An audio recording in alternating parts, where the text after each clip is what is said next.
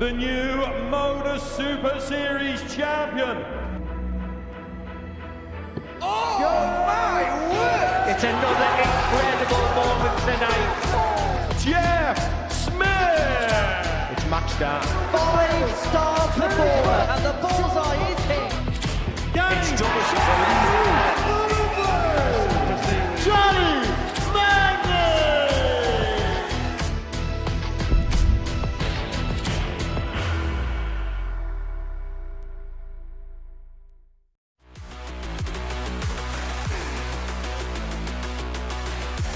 One way to get this.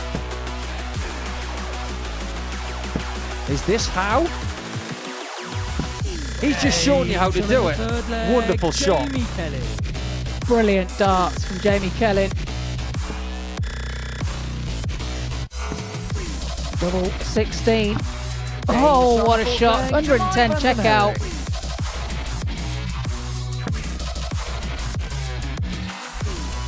Double 18 now. Double 18 is found. Can find the double. He can. Takes out the 110. Holds his throw for a 3-2 lead. 40 to square the game up at 2-2. He's found the second treble. Double 10. Game shot on the fourth leg. Sumptuous from Spelman. This could be a first ton topper for Rogov. And he's got it. Very nicely executed. Rogov. Scratching his head for England. Bullseye. Oh, and it's bang in the middle.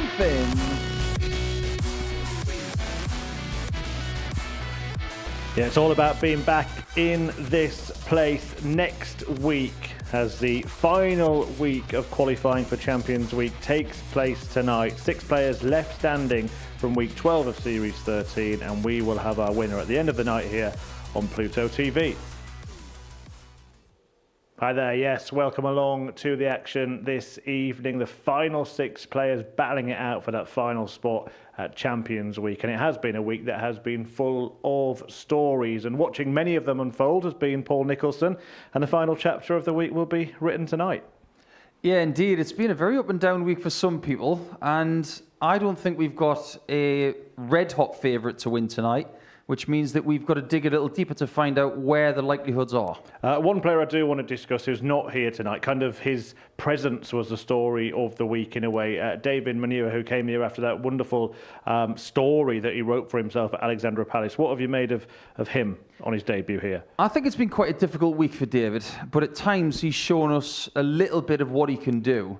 When you go into a First World Championship and you do create a narrative for yourself by beating one of the best players in the world, you put yourself in a slightly different window. So when he came here this week, all I wanted for him was to get out there and get as much experience as possible. And when you play 25 games Monday to Friday, you've fast-tracked the amount of experience you can get on stage. And I'm really interested to see what he does in international pairs with Peter Wachuri. Absolutely, you will be able to see him in that international pairs. The third iteration of that starts a week on Monday. But on Monday, Champions Week gets underway, and one of these 6 will be part of the field. Solid, experienced and cool under pressure, the USA's Alex Spelman seeks a spot in Champions Week for the first time. With more than 50% success on the outer ring in Group B, Vanden Herik will fancy his chances of success tonight. A weekly winner in Week 12 of Series 12, Dean Finn looks to repeat the feats in Week 12 of Series 13. Dmitry Rogov has made a statement on debut so far. Navigating through Groups A and B, will it be a dream debut for Dmitry? Adrian Gray has been solid so far. However, a spot in Champions Week continues to elude him. He hopes to change that this evening. And Jamie Kelling lifted the silverware when he won a week back in Series 2. How will he fare as he completes the Series 13 Week 12 lineup? It all started on Monday when Group A got underway, and at the end of Wednesday, 2 players were tied on 22 points. Vanden Herik fell off a little bit. Alex Spelman in the end, though, had the superior leg difference, and it's been an interesting week for him coming over from America because he had other commitments that he could have chosen, but it might pay off that decision. Yeah, he could have played in the cross-border challenge in Newfoundland and Canada, but he decided that he wanted to come to the Modus Super Series to try and be not just a weekly champion this week, but to stay here for an extended period to try and be a series champion. I admire that. And I also admire how he came through Group A, because in his penultimate game against Dmitry Rogov, he had so many darts at double 12, wasn't able to convert the victory and lost. And at that point, he could have crumbled, but he didn't. What did he do in his final game of the group when he needed to win to get through? He found his best performance and the best of anybody in the group with 104 average. Yeah, he certainly did, and he pushed Dmitry Rogov into Group B, which was played over the last couple of evenings. And this time, Vanden Herik, we really did see what he could do. He was cut above the rest in that group. Absolutely. He celebrated his birthday yesterday, and boy, did he have a really good time of it the day before that. 4 wins out of 4, 64% on the doubles, and it could have even been a little bit better than that. But he was so much better than everybody else. And he created this little bit of freedom for himself on Friday so he could just saunter into Saturday night. He was way better than everybody else on a consistent basis. But I do feel sorry for Ryan Brandley in 5th position because, let's face it, when you average more than anybody else has this entire week and you find yourself in a position like he was in, slightly unfortunate. Well, 3 players finished on 8 points, but there are only 2 places left because Jemai took top spot. We'll go through them in order. Dean Finn does seem to have the knack of not just making it through to finals night, but particularly on week 12. Yeah, he's got himself a nickname in this place of Mr. Week 12. He's been to a final 2 series ago where he lost out. It wasn't his fault. Danny Van Tripe was unbelievable. But when it came to returning to week 12, the following series, he was able to get the win and stay on for Champions Week. He's here again. He's got another chance. And he's talking differently as well this week. He's talking about using his experience to get better. I'd be interested to see what he does tonight. You would have had to feel a little sorry had Dmitry Rogov missed out, because he missed out on legs difference in Group A as well. So he got the other side of it. He came through in 3rd place. What have you made of him? Great debut. Well, we didn't know much about him before he came in this week, and one of the greatest things about the Modus Super Series is that we do get to see new faces and create new stories. When you're able to go toe-to-toe with someone like Alex Spelman when he's in form, that tells us something. Was he playing as well in Group B? I don't think he was, but he was that person that if you miss, he's going to pick your pocket all day long. That seems to be his reputation. If you give him an inch, he's going to take a mile. And we have to mention Lewis Pride, winning all of his matches last night, still not enough to get through. Yeah, but he's left on a high. Slightly unfortunate on Thursday night with 4 losses from 4 games. We know exactly why, though. 4 out of 40 on the doubles for 10%. He had more darts at double on Thursday than anybody in the group. He just wasn't able to convert. And then he turned it around on Friday night, and he almost made it through after losing his first 4 games. It just was a case of him leaving himself with too much to do. Well, 2 players who did make it through were Adrian Gray and Jamie Kelling. They did that by coming through Group C. Gray winning the group. It looks like quite a comfortable margin for the pair of them, but that wasn't really the case, was it? It certainly wasn't. Jamie Kelling, he was in a bit of a dogfight towards the end. And Adrian, who was 4 points ahead after the first day of action, give it 90 minutes, maybe 2 hours into Friday, he was scratching his head as if to say, this is not going to plan. I could easily find myself in a spot where I don't make Saturday night here. This game in particular, when he won leg 6, they both missed multiple darts to win the leg. It could have been Collie winning the game. Adrian scraped leg 6, and then he finds a 1-4-1 at the end. I think that shows us experience, and it shows where his game is at right now. And as for Jamie Kelling, a similar kind of thing, wasn't it? He did miss quite a few qualification doubles before eventually getting over the line. Yeah, I think sometimes when a person is not gunning for the Challenge Tour or maybe to the heights of the ADC and they see this place as their main focus after playing local darts. In particular, I have spoken to Jamie this week about an elbow injury he's had over the last few months. He's only just starting to come away from it. And I think he sees this Saturday night as a bit of a bonus So it'll be interesting to see what kind of attitude we get from Jamie tonight, but he's done very well to get here. Yeah, it has 11 series ago when he won his only weekly title so far. He will know the format by now, but just to remind you, 2 groups of 3 players on a Saturday finals night, and the top 2 from each group will go through to the semi-final. So it's Spelman, Finn and Kelling in Group 1, Vanden Herik, Gray and Rogov in Group 2. Do you have any sort of dead certs to go through, or otherwise? The water is telling me, the water within myself, that Alex Spelman will be a favourite for Group 1. I expect him to qualify comfortably because I think he's slightly above what Dean and Jamie have done this week. As for Group 2, it's pretty simple. If Vanden Herik turns up with the doubling he's done the last couple of days, he is going to get through. I think it's going to be between Adrian Gray and Dmitry Rogov. And again, the inkling is that Gray might just sneak through because he's got a lot of support tonight. I think he's going to use that well. Well, let's see what the bookies think. And in sporting events today, it has been a day for the favourites, hasn't it? And Paul, they agree with you completely. I can't disagree with any position there. I do believe that Rogov is the outsider. I think Dean Finn has done well to make Saturday night, but he's been a little bit vulnerable over the last couple of days. And you can't ignore some of the statistics from the last couple of days from Vanden Herik.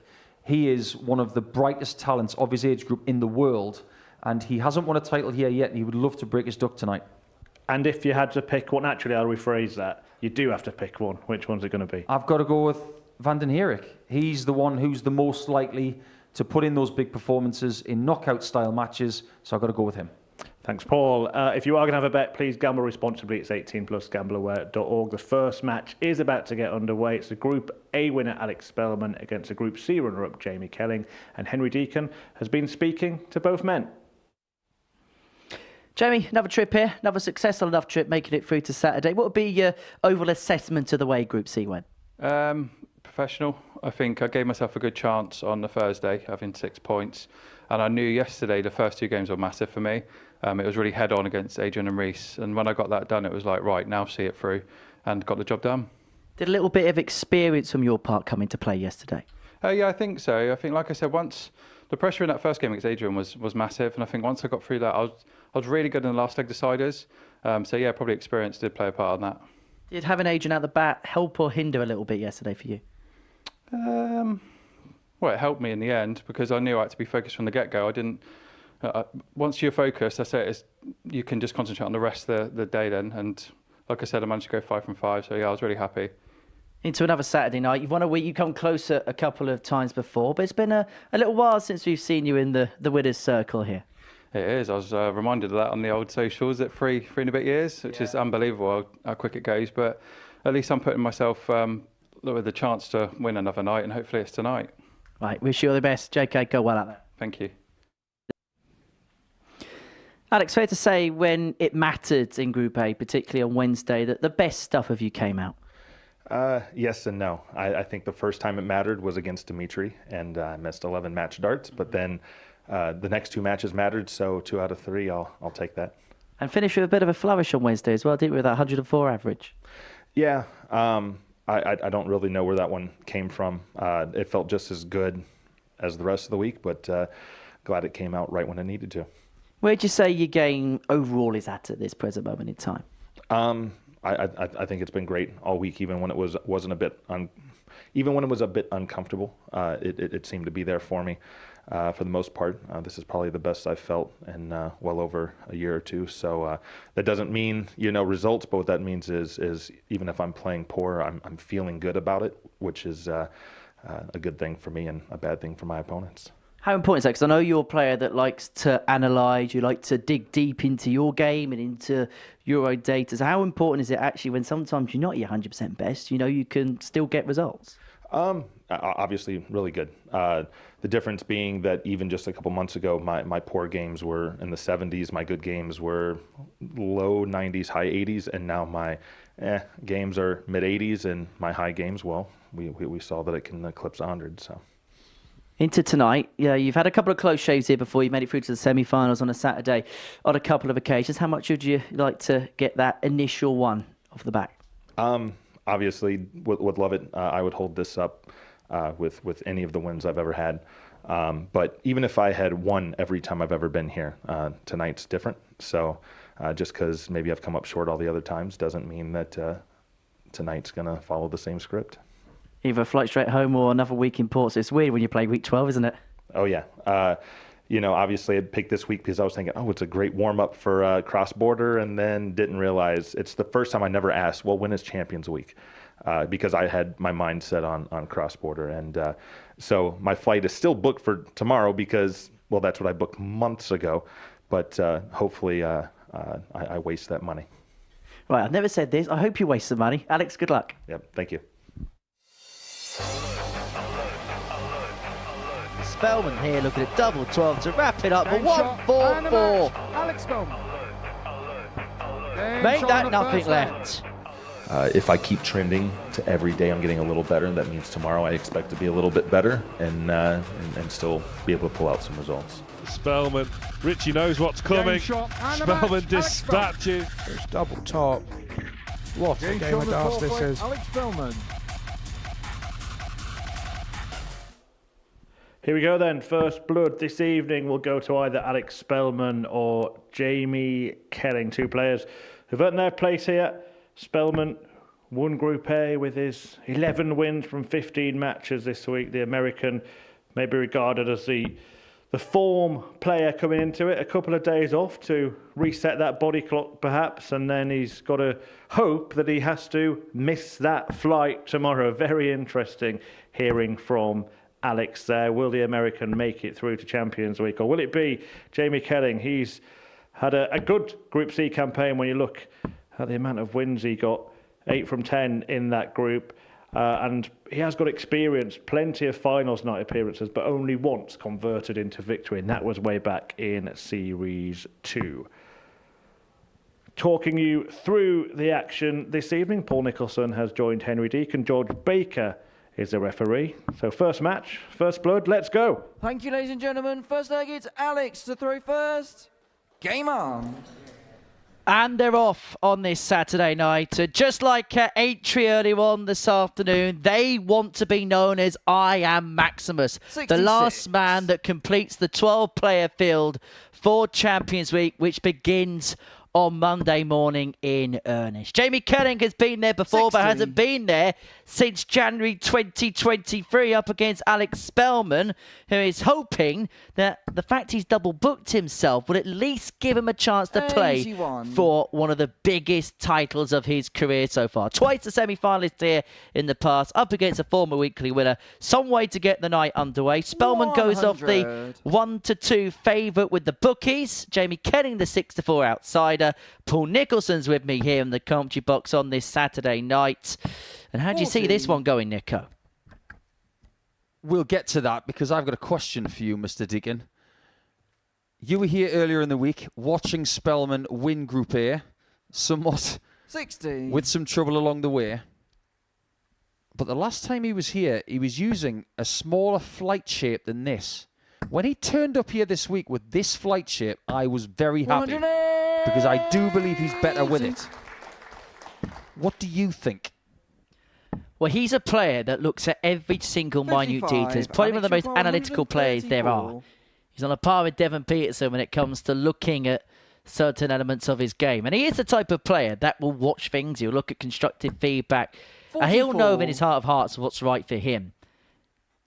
And obviously he's taken the learnings. The last time we saw him here prior to this week was at the Double Trouble week at the back end of December. 97. It didn't go to Alex, you plan. require Neither did the World 90. Championship. But he'll be hoping that the changes he makes are positive ones. But he's not going to go to a positive start here. Misses the big number, means he doesn't get a go at the bull. Jamie, you require 129. His last 6 darts haven't been brilliant. 44 and 36 scores. And Kelling had a chance. 89. Alex, you Just in require case 54. Spelman doesn't take this out, Kelling is well placed. Tops it is, 2 in hand. Down for 10s. 34. Well, 2 opportunities have come to pass, and so Kelling is going to get 3 in hand, a double top to break the foe in this opening leg.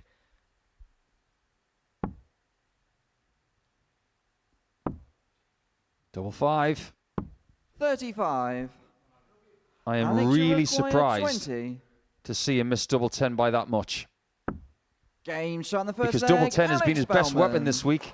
And Spelman is the man who takes it on that double. Second leg First is blood Jamie to the throw American. first. In terms of Jeremy Kelling's week so far, it was just a case of doing enough. He won 8 out of his 10 games in Group C, averaged just under 84 for the duration of that group, doubling at around about 34%. It was kind of par for the course sort of stuff for JK.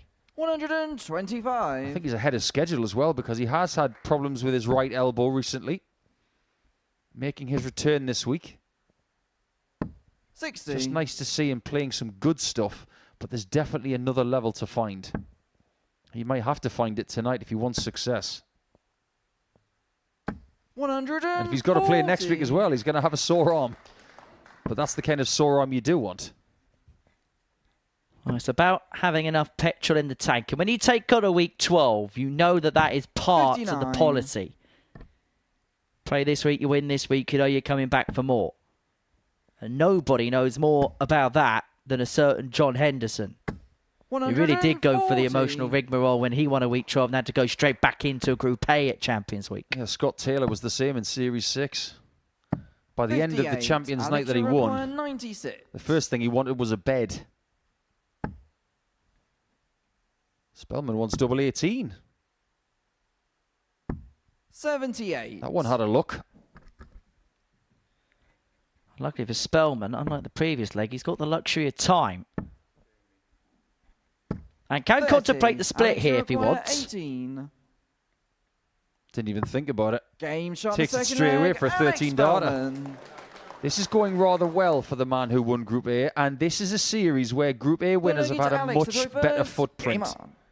4 times in this series, Group A has been won, and then that person has won the 50. week. They are Derek Coulson, Graham Hall, Nathan Potter, and Jack Drayton. And if I may, I think they are the 4 biggest favourites for the title next 77. week. They should be. Should be noted as well that Nathan Potter and Derek Coulson declined invitations to the Pro Tour next week to play at Champions Week. 108. As Spelman piles in a max, his second of the contest, and really beginning to go through the gears. It was 100. a sedate pace in the opening leg, but he's been able to motor as Jamie Kelling is stalling like a 90s Ford KA. 95. His range on the treble 20 has not been where he wants it. 100. It's getting better. But I just wonder if he's left this a little bit late. Spelman is very comfortable in front. Some people aren't, you know. 60. They prefer to chase. But Spelman is very assured of himself. And he's okay being 2 or 3-0 up. 60. Alex, you require 116. Only one big treble needed for a dart to the double. Well, can still get him another big treble here. And that leaves double 19 for the 116 and a 3-0 lead. 78. Jamie, you require 164. He did bag a 156 earlier this week. 45. Alex, He's you not require close to 38. that. He looks very displeased with how things are going. Game shot on the third And he's leg. 3-0 down. Alex Spelman. But not just is he trailing and trailing by a big margin, he's not playing well at all. Full leg is Jamie to throw first. Game on. Yeah, we can't sugarcoat it, really. That's the dart he's been looking for all night long. 108. Scrap everything that we've just said. Commentator's curse coming up to the boil. If Spelman does break in 87. this leg, his assignment against Dean Finn in Game 5 is to win 1 leg. If you get off to that hottest of hot 100. starts, winning 4-0, your work is minimal to make sure you're in the semi-finals. Well, yes, the luxury of the fact he's playing the first and last game of the group. If he wins it, he may not even 100. have to do anything in that game against Dean Finn if he takes care of JK in match number 3. 100. Good point, well made. Work smart, not hard. That's what Alex Spelman would be hoping. That's what he was doing in Group A, really. 60. 11 Jamie, wins you from require 15. 121. That's a really good win percentage of 73%, the second best of anybody this week. 59. Do you know who had the best win percentage this week? It was a tie between Adrian Gray and Jamie Kelling. 44. Jamie, But you these guys require haven't met this week 62. until this game. And this is where Kelling's really got to stand up and be counted. Well, he's missed the big number, but it's not 22. going to be a big issue because Spelman's nowhere to be seen. But this is where this tournament can sometimes be intriguing, isn't it? Because Alex Spelman won Group A before Jamie Kelling threw a dart. 83. Jamie, On you Thursday require afternoon in 40. Group C. He's had the luxury of a couple of days off while he has had to slug it out. Now that is a perfect guy for tops. Can he just nestle it in? 20. Knows the answer. Alex, you require And this 127 127. is to win the game. That didn't last long.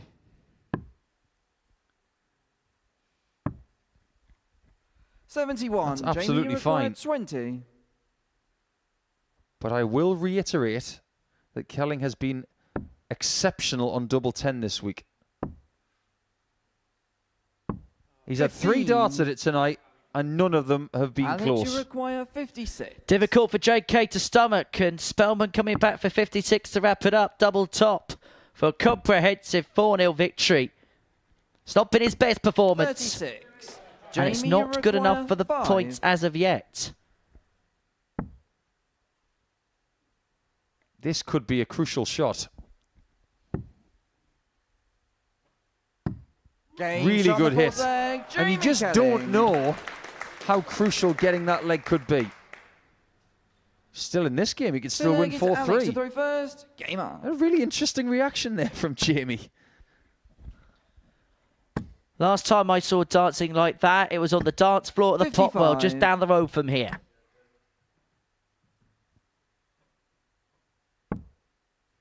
I'll have to take your word for that.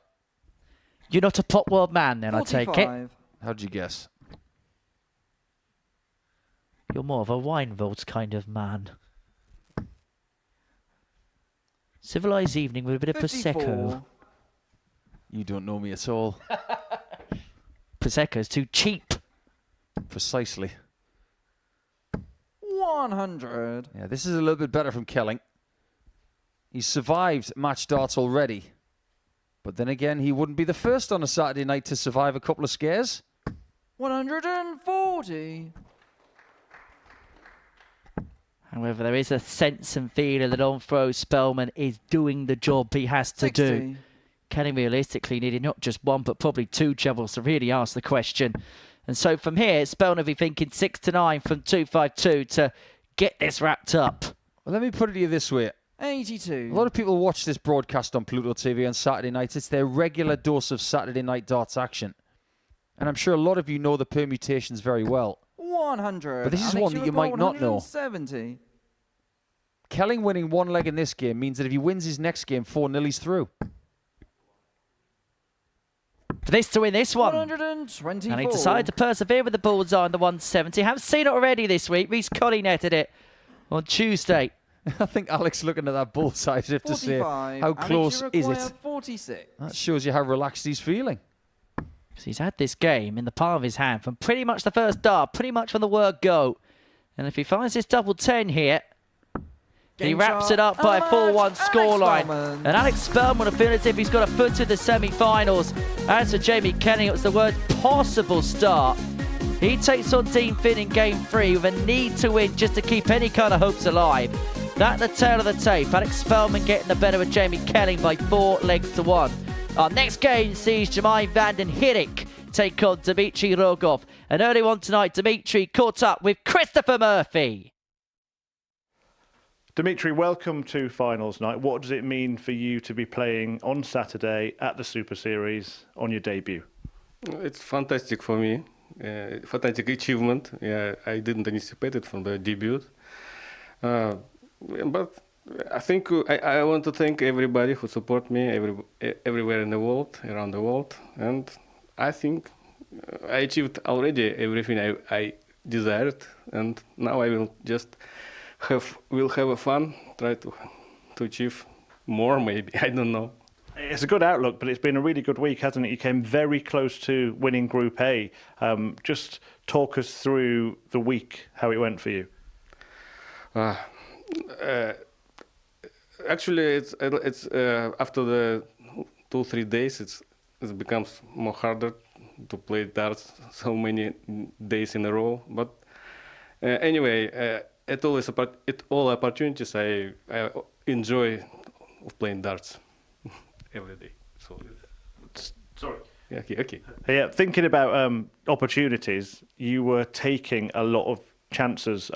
Doubles were fantastic, particularly in Group A. Won 5 out of 5 games on Wednesday. Has that always been a really strong part of your game, that the finishing? Of course, for the last year it was my weakest part, and I spent several months to practice only doubles to be the better player. You said that you've achieved everything you wanted to achieve, but you've got a tournament in front of you tonight. What's the approach, and what would it mean if you were to lift the trophy at the end of the evening? It's kind of maybe a psychological issue. You should not try too hard to achieve more. I think that's my idea. Very nice philosophy. Good luck tonight. Thank you very much. Yeah.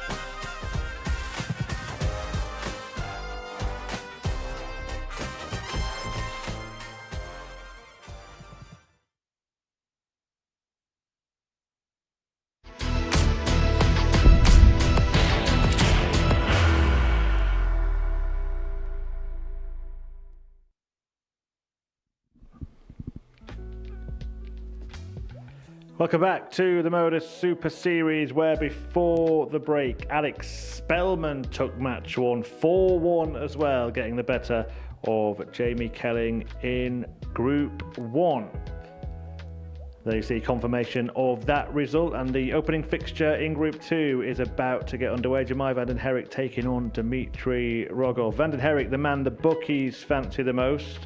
5-2 to win tonight, tops Group A after Monday, won Group B on Friday and hasn't put much of a foot wrong all week. He has been speaking to Henry.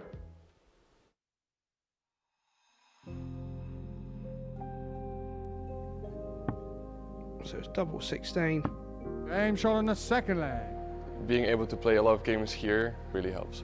The rest of the season with PDC wise, I've had an okay start, not the best, but I'm just being somewhere in the middle and playing all right still.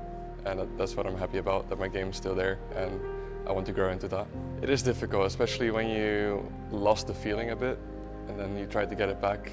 And at first it's gonna get frustrating, but when you get it back, it's gonna feel better because you know you can get it back. I really want to get back. Yeah, when I got there, when I got off the stage, I thought to myself, I want to get back, and I'll try anything to do that. That's really fuel for me. Yeah, I would like to say that I had a Modus title and maybe one around at the Worlds.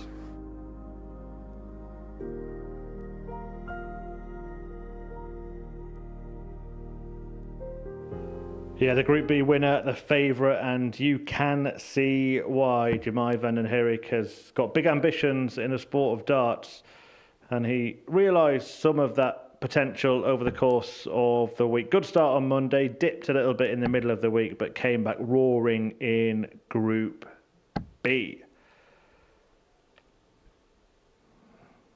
Vanden Herik, 23 years of age, in fact, just turned 23. Yesterday, did make it through to a semi-final in a previous appearance. This man hasn't had a previous appearance. The guy who's facing him, who actually almost topped Group A, same points as Spelman, denied on leg difference, and won his last 5 in that group. Is he going to carry on this dream debut? Back then to the commentary box and back to Paul Nicholson and Henry Deacon. Yeah, cheers, Murph. So, the favourite to win the night up against the outsider of the 6. But actually, if you break down the two players' weeks, you break down the way that they played at points and the way that they've been clawing out results, I just wonder whether the bookies may have got this wrong a little bit here. When you watch Dmitry Rogov in Group A, yes, you look at the numbers. Yes, they're not the best of every player here. I get that and I grant that. Game on. But look at some of the results that he got. Beating Alex Spelman, he's had success against the likes of Vanden Herik. I don't know, Nico. I've been here enough on Saturday nights in my time to see 59. Players like Dmitry go under the radar and somehow find a way of winning weeks. I do agree with you. Nobody can be discounted from winning the title until they're out. But the thing that backs up what you just said, it is the fact that he's had 5 games with Vanden Herik this week, and he's won 3 of them. He's had 3 games with Alex Spelman, and has won 2 of them. So he has a winning record against the 2 favourites for the week. However, you look at the numbers, and at the same time, this is me being a hypocrite. I can understand why the bookies have made Rogov the outside of the 6, because in terms of his numbers, it's the second lowest average of the players that qualified through. 82.04 over the course of his Group A and B campaign. 35% on the doubles, which again, it's okay, it's decent, but we've seen players with better numbers this week. But he's had this ability of drawing out results when sometimes he's been second best. And that ability, particularly on a Saturday night, should not be understated one iota. We can actually talk up Dmitry's chances of winning tonight by talking about Ryan Brandley, the person who did not qualify from Group B, one of 2, because he had the best average of anybody this week from completed quotas. But he's not here, meaning that averages are just not accurate sometimes. They're always going to be calculated, right? But they will tell you fibs. 44, As our pal Mace would say, averages are only a guide. As Vanden Herik is looking to guide his way to leg one. He's not going to take out the 156, but he's going to leave himself handy. 100. A single to double should he come back. 160. Should Rogov not take out the 160. And he's not going to.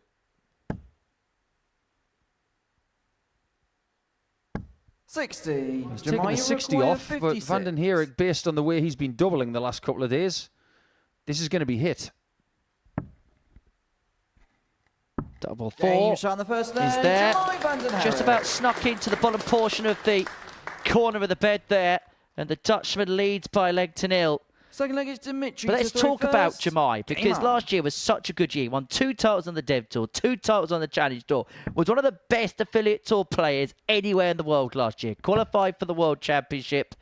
Didn't quite go to plan against Modus Rasma. And I think it's also fair to say that so far in 2026, this year hasn't quite. Just one quarterfinal on the Challenge Tour so far this season. Yeah, but this is where things can really change. Imagine if he wins tonight and he has a really good run next week, or even wins the whole thing in the next 8 days. Then his season really has started. Same could have been said for Jensen Walker 12 months ago. This is where his season really got going. Who knows what could happen at the end of day 8 from here? Because essentially, I know I'm probably alone in this, but I think this is where Champions Week begins.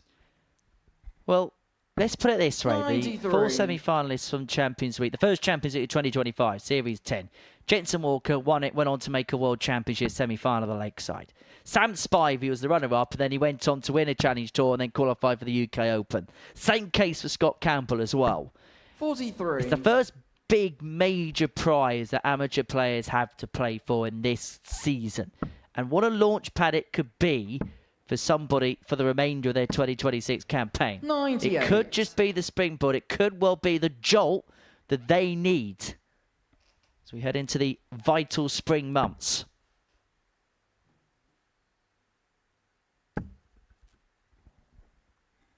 It's also fair to say that Vanden Herik is just beginning to get his claws into this game. Yes, Rogov's hit a 140, but still 6 here for the Dutchman to open up a 2-0 lead and get the break. Every game they've played this week has had at least 6 legs.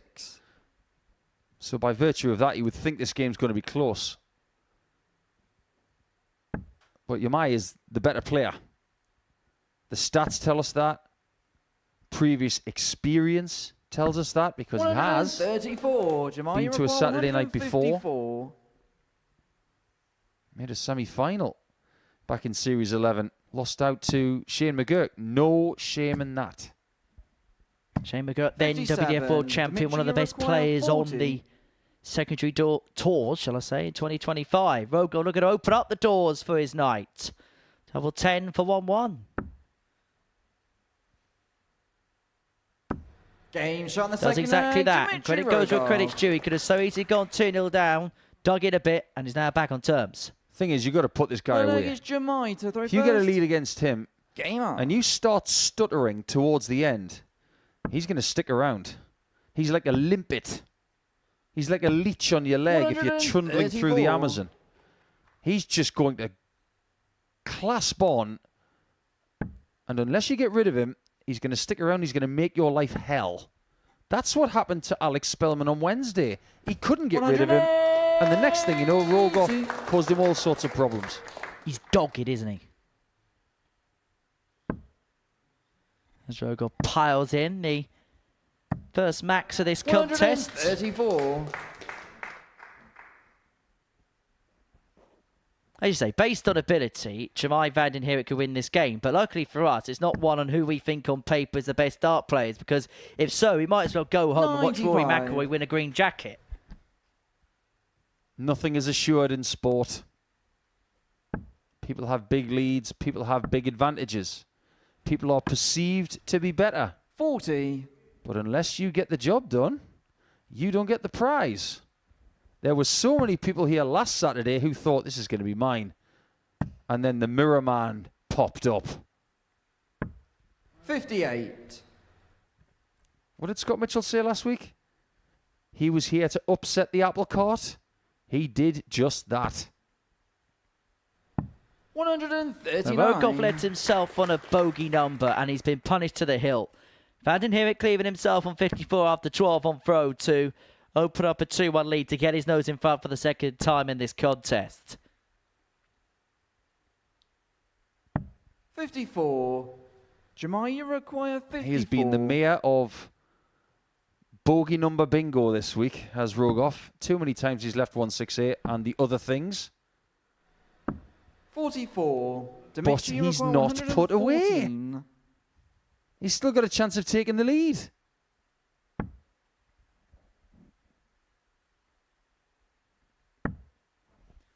Well, he's not going to take out the 114, but I just get the sense that that's the one chink in the Vanden Herik Jamai, you armoury. require 10. Sometimes he needs a second opportunity to put people away, and this level you may not always get that luxury. He's going to split and go for double 4 again. Game And shot fine, the that third first leg. dart Jamai was such a Vanden Herik. superb mark. You could just nestle it in with dart 3. We know exactly what this young man is like. He's impossibly friendly. He's really humble. He's a credit to everybody he's associated with. But maybe there's something else he's going to need to learn to get. That extra 1% of killer instinct. 140. Some people are born with it. Some people have to try and learn to get it. There are 5 players here tonight who are trying to deprive 59. him of that precious Modus title that he so desperately wants. You've got to take that personally. They're trying to put their hands in your pockets and take money away from your bank account 60. and trophies from your cabinet. You should never think that that is a nice thing. That person behind him on that stage is not his friend 42. right now. And that is the simplest way you got to look at it.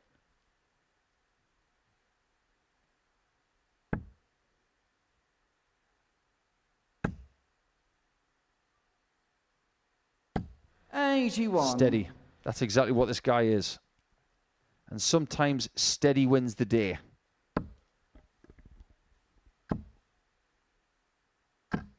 He should have been moving after dart 2, maybe even dart 1.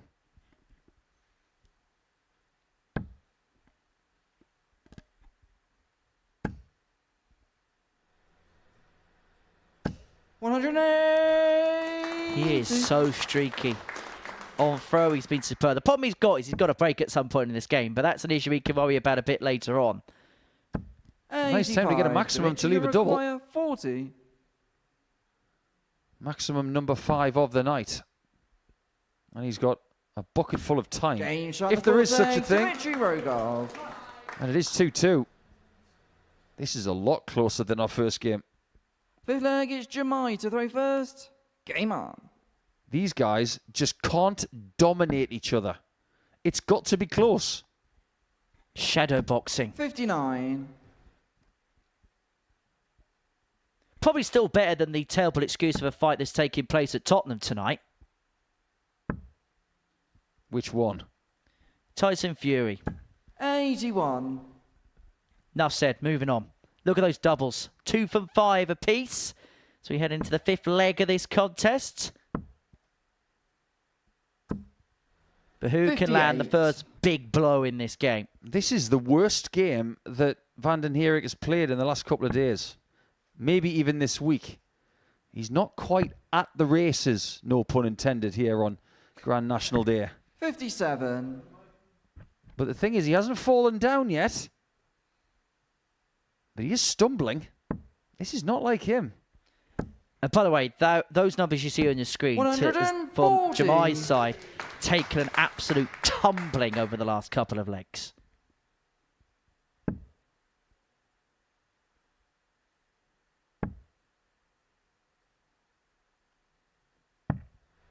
Somebody's travel plans are going to go out the window by the end of the night. Spelman, he has a flight tomorrow. He might not need it. Vanden Herik might have to stay in Portsmouth instead of going back to the Netherlands. 140. And if Rogov were to get the upset win, he's going to have to do what Jeroen Meek did in Series 4. He's going to have to scramble for a hotel room for the week on a Sunday, which is a difficult thing to do in any country. 60. I can tell you for a fact that that Saturday night, he was pretty much homeless. He was scrambling for hotels. Vanden Herik scrambling for double 12. 92. Unable to get, but he has got plenty of time on his side. However, this could get rather stodgy for the Dutchman. Rogov doesn't leave a finish and he comes inside with the first die. He could have a few problems here. 81. Jemaya required Welcome back to 12. bogey number bingo, everyone. That's 2 in this game. Game shot on the And fifth it didn't day, mean a Jemaya thing. Vanden It's Herik. 3-2. But if you think winning 4-2 or 4-3 is a massive advantage, think Sixth leg is again. Dimitri to throw first. Yes, Game Spelman won 4-1. He's only got to win a couple of legs when he plays next. He might even be through by the time he plays. Henry mentioned that because Jamie Kelling has got Dean Finn next. But the closer this game is, the more jeopardy 85. there is in Group 2. Of course, 9-dart shootouts could be a possibility if all the games end up in a scoreline in a certain direction. Haven't seen a 9-dart 93. shootout since October.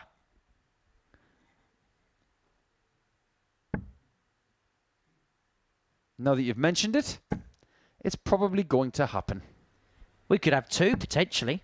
140. Will you stop? No, I will not. That was a rhetorical question, by the way, but thanks for your answer.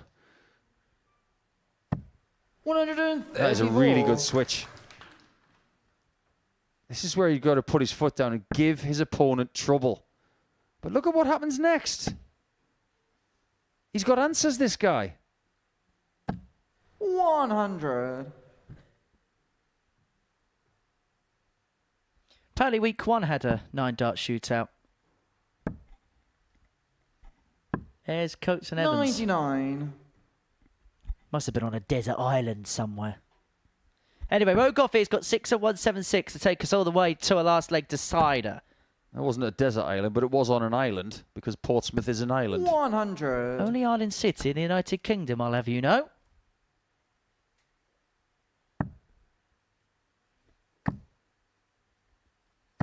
$83. Dimitri requires That's 76. not gone brilliant, but it could have gone worse. Rogov has got to survive now. One's out of tops. 36. Smallest Jemaya margin required denies him a 92. 3-3 scoreline, and Vanden Herik gets his first chance to win. 2 points in Group 2.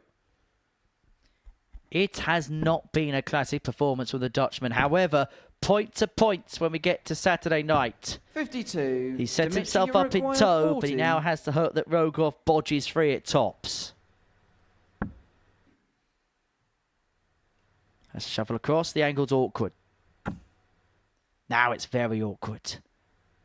Game That shot on the sixth leg, is Dimitri summed up. Rogov. Because his view of that target would have been obscured. And we go all Seventh the and way. final leg is Jemaya to throw first.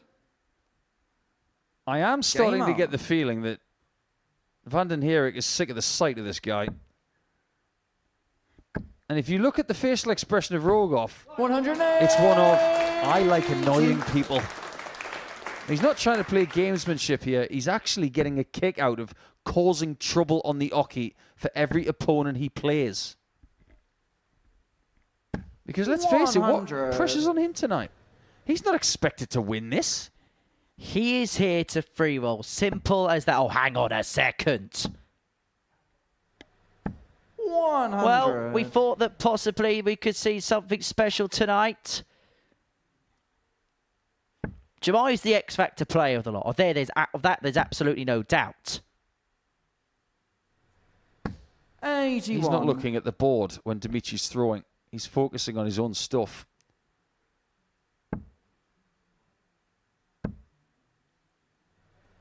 And his own stuff has been really 130. good in this last leg decider.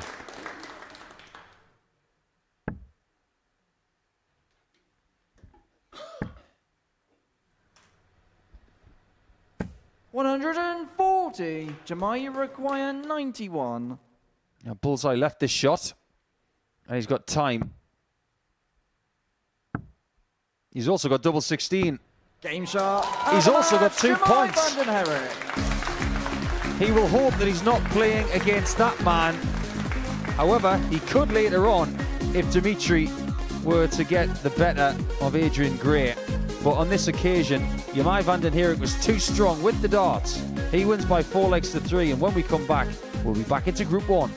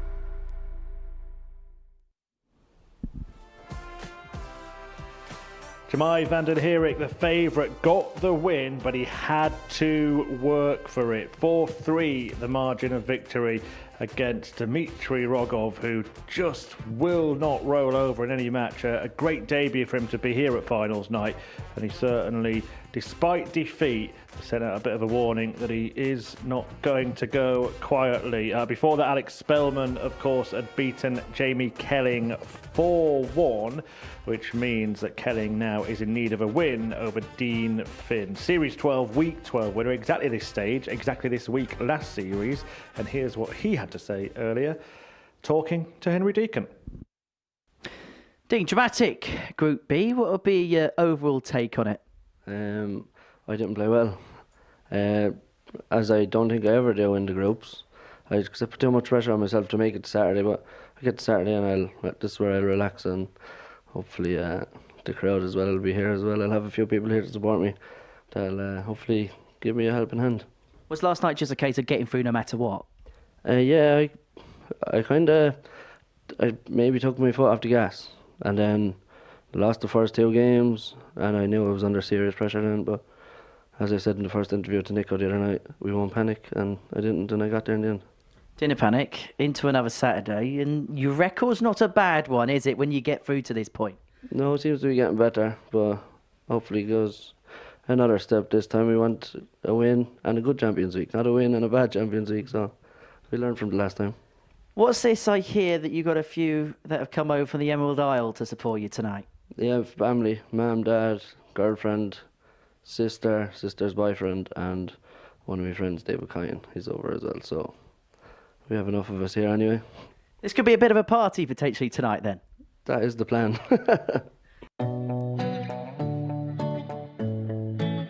Bullseye, yeah, for Dean Finn. 1, 2, 4, Dean Finn climbing the ladder for the 120 checkout, and there you go. This is going good. Oh, that's Taylor-like. However, Dean Finn is looking to bend his way in towards that top. Every time I come into this building, I just do enough, and this time I felt like I played well. Champions Week is now complete.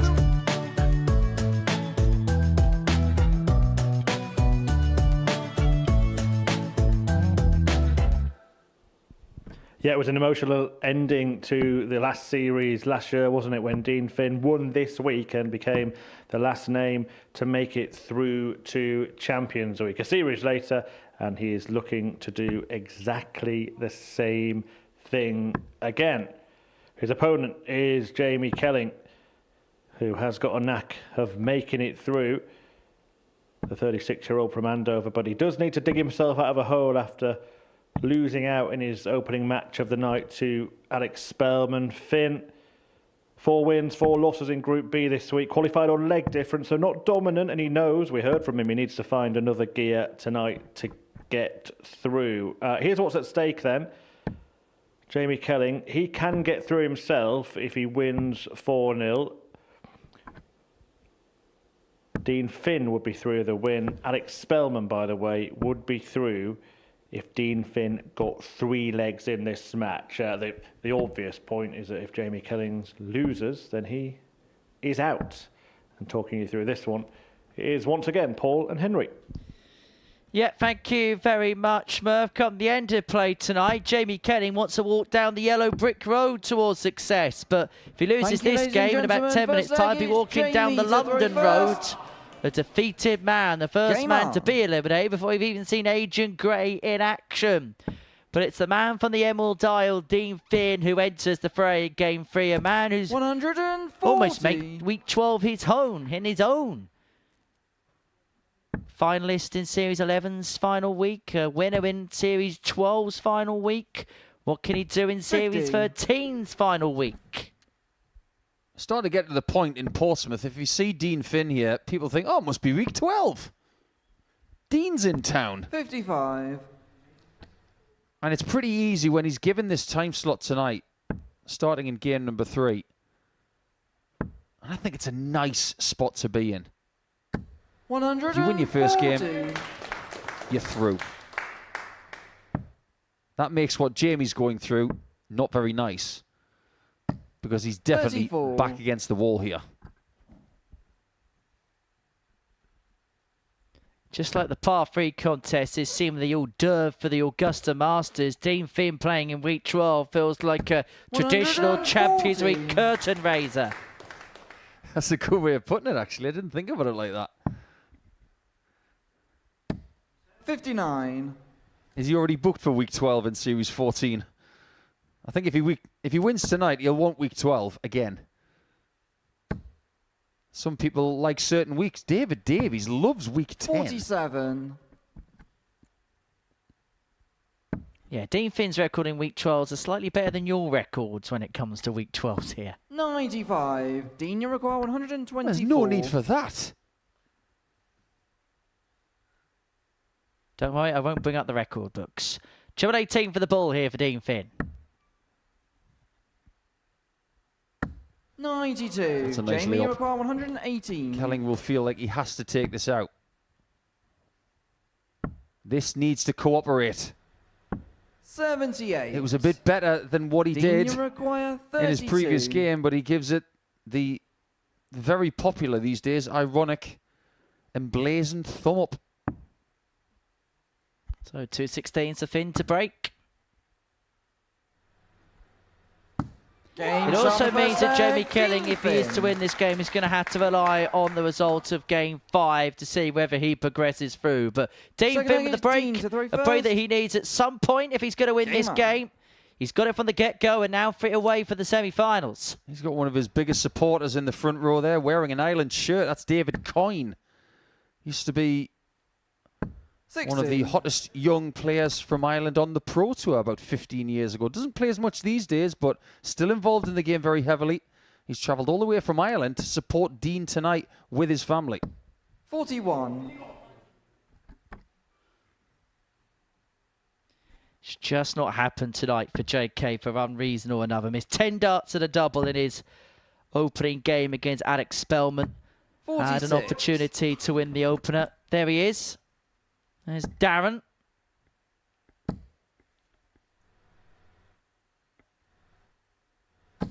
$140.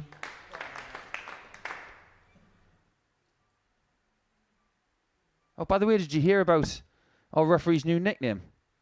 No. He's called Jeff now. Why is he called Jeff? Jeff. Oh. 140. That's terrible. Jeff Baker. No. As in for the, the clothing brand. No, it was a slip of the tongue from Trina. She 121. called him Jeff, and now we just call him Jeff. Hi, Jeff. Oh, bless him. He's a great referee. He's done a wonderful job this week. Could say he's unbelievable, Jeff. 100. Now, first to a finish is Dean. And this will feel very comfortable for him tonight because if you think about how many games he's played 59. Dean, you require 155. in finals nights in week 12 over the last 3 series, the majority of the time he's winning. It takes something rather gargantuan to beat him. Something like a 120 average 127. from Danny Van Jamie, Tripe, you require who had a 9-darter 140. against him that night in the final. And for context, that 120.24 that he hit was a rather lowly average considering what he was 100. doing at the Dean end of leg 3. It was around about 28. 136 and change when he hit a 9-darter. Anyway, this double 14 for 2-zip. Hasn't hesitated in going for double Game 3, shot and the he's got second it. leg, Dean Finn. If the deck was stacked at 1-0 down, what is it now for The leg JK? is Jamie to throw first. It's like he's trying to get blackjack 134. with a 2 and a 3. Not impossible, but very improbable.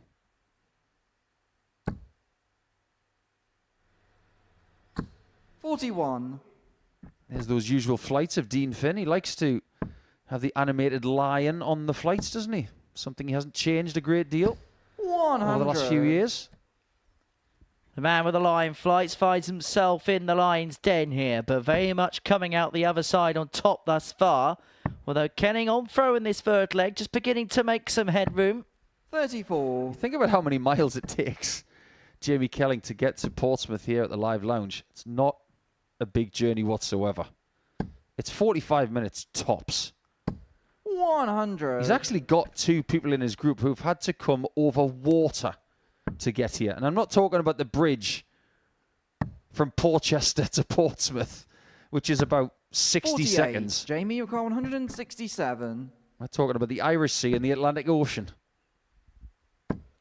Well, to get here tonight, Jamie Kelling would have had to traverse the A303, but so far 59. this season it's been a case of error 404 for JK up to press. Just not happened. Or there is signs, encouraging signs at least, that things are beginning to fall into place for 82. Jamie, JK. you require 108. Better leg this one, and he's going to have time and space to get on the ball on this one. And just ask the question of Dean Finn. 56. His best route of getting through this group now is just to win this game by any margin. And from 2-0 down, it's way more likely to be 4-3 than anything else. And then he will need Spelman to beat Dean 100. in Game 5. Jamie, That's you his best require route. 52. So 52 for JK to get himself on the board. Double top. 32. There's 1 from 11 on his doubles in his first game against Alex Spelman. He's now missed 3 opportunities here. That double top has not been a friend for the majority of the week. Double 10 got him out of jail a lot on Thursday. His tops was better on Friday, Jamie but it's still 20. not where he wants it. 2 10s, and now 2 5 to 2 1, and all of a sudden Dean Games on Finn's the third chasing leg, his tail. Jamie Kelling. Gets on the board and just asks the question of Dean, who broke in the opening leg. And this, Fourth leg is the Dean leg to where play that first. advantage he got Game up. has to be cashed in. Team Kelling are here tonight. They're a very small bunch. Jamie's uncle is here tonight. 100. If you've never been to this place to sample a Saturday night, you really should come. It's a very different 84. atmosphere to what you're used to when going to a lot of other darts exhibitions or big PDC events like the Premier League or majors.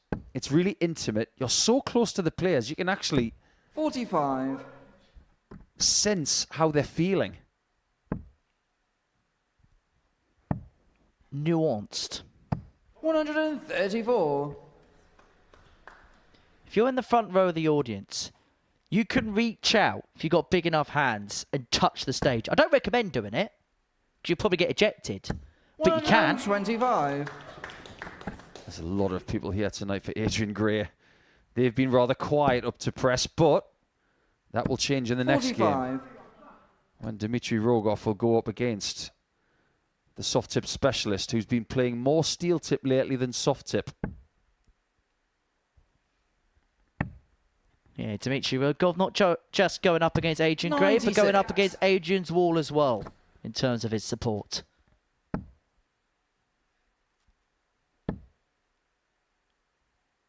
I don't think Adrian's wall is 73 miles long.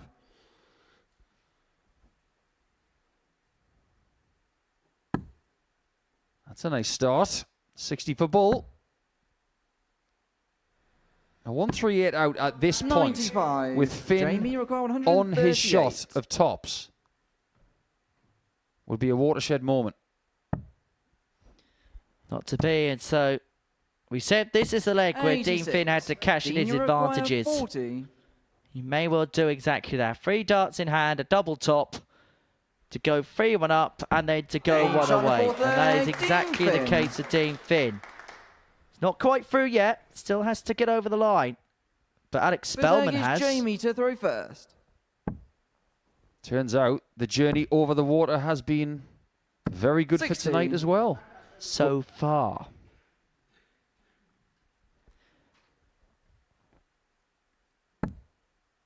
You know what the job is. If you're in Group A, you want to win Group A, get to Saturday. That's job 1. Job 2 is to make the semis. 95. Job 2 accomplished. And Dean is 1 leg away from doing just that as well.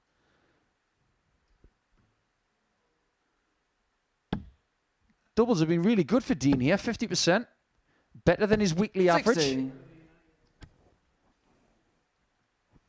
Yeah, I think Dean Finn would be more than happy to write off what has happened so far this week. And based on the facts, he would be a bit of a write-off. Lowest average of anybody. 97. Worst doubling stats of anybody. He just did the job he had to do to get through. And sometimes that is all you've got to do. And as he said by his own admission 100. in the pre-match interview, he doesn't play well in the pool face. He saves his best for this portion of the week. When people turn up and when the ante 127. begins to go up another notch.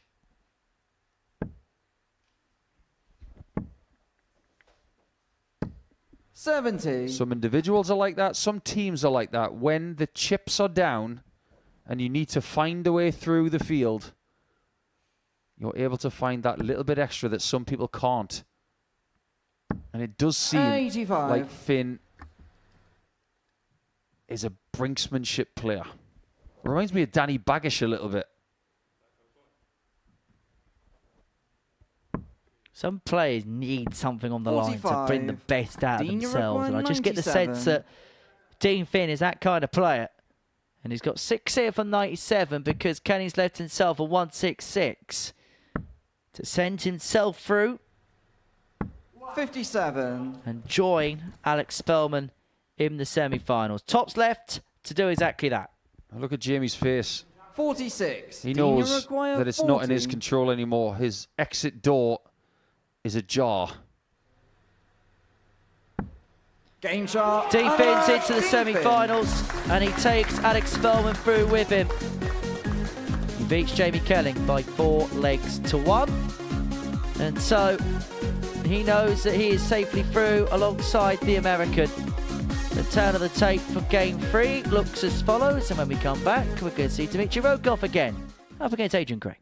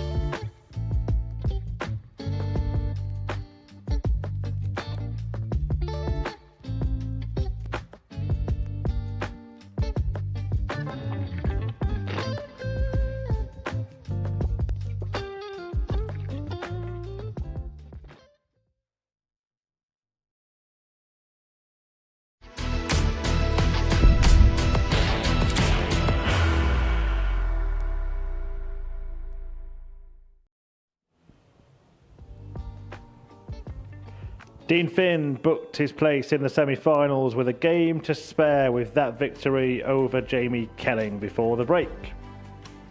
And that means that Group 1 is done. Alex Spelman also beat Kelling by the same scoreline in the opening match of this session, meaning he and Finn go through. But in Group 2, well, it's wide open really, isn't it? Dmitry Rogov competed against Vanden Herik as he has done all week, but now needs to win against Adrian Gray, who's out for the first time this evening. We've seen him here plenty of times before. Can he go all the way tonight? We'll find out. He's been talking to Henry Deacon. Adrian, good campaign for yourself in Group C. Happy enough? Yeah, it was a little bit of a wobble yesterday, but yeah, got over the line, so top of the group. Happy. Fair to say day one kind of gave you the cushion that you needed on Friday. Yeah, but that also, like, I don't know, it does affect you as well. So, you know, I was a bit nervous knowing, like, you know, I probably only need like maybe 2 wins, and then losing the first game on the second day, yeah, just put a bit of pressure on. Is it a different type of pressure? Because I suppose to a certain extent, when you win all 5 on day one, you go into Friday maybe with a little bit of something to lose. Yeah. I mean, I would have been devastated if I didn't get through, really. But it's trying to, you know, everyone's a good player, so it's just trying to perform and get the results. Into another Saturday night, I get the sense that your record here on a Saturday is a little bit understated. Yeah, I've been there a few times, just haven't got the win. So we just keep battling and hope it comes soon. In fact, it's week 12 as well. Is that the perfect time maybe to win a week, knowing that you're going to go straight back in next week if you were successful tonight? I suppose that's handy, yeah. I mean, you've just done, well, I've done 2 days, nice warmed up, ready, and then, yeah, go straight into battle again. Many down? I think there's 9, 10, something like that, so not bad. And it's different dynamic, isn't it, on a Saturday of a crowd? Does that bring the best out of you as a player? Yeah, I think so. I think, you know, this sort of like environment that we're in, you know, bit of family behind you, something all to win. So yeah, makes you want it. Right, wish you well. Good luck tonight, Adrian. Thank you.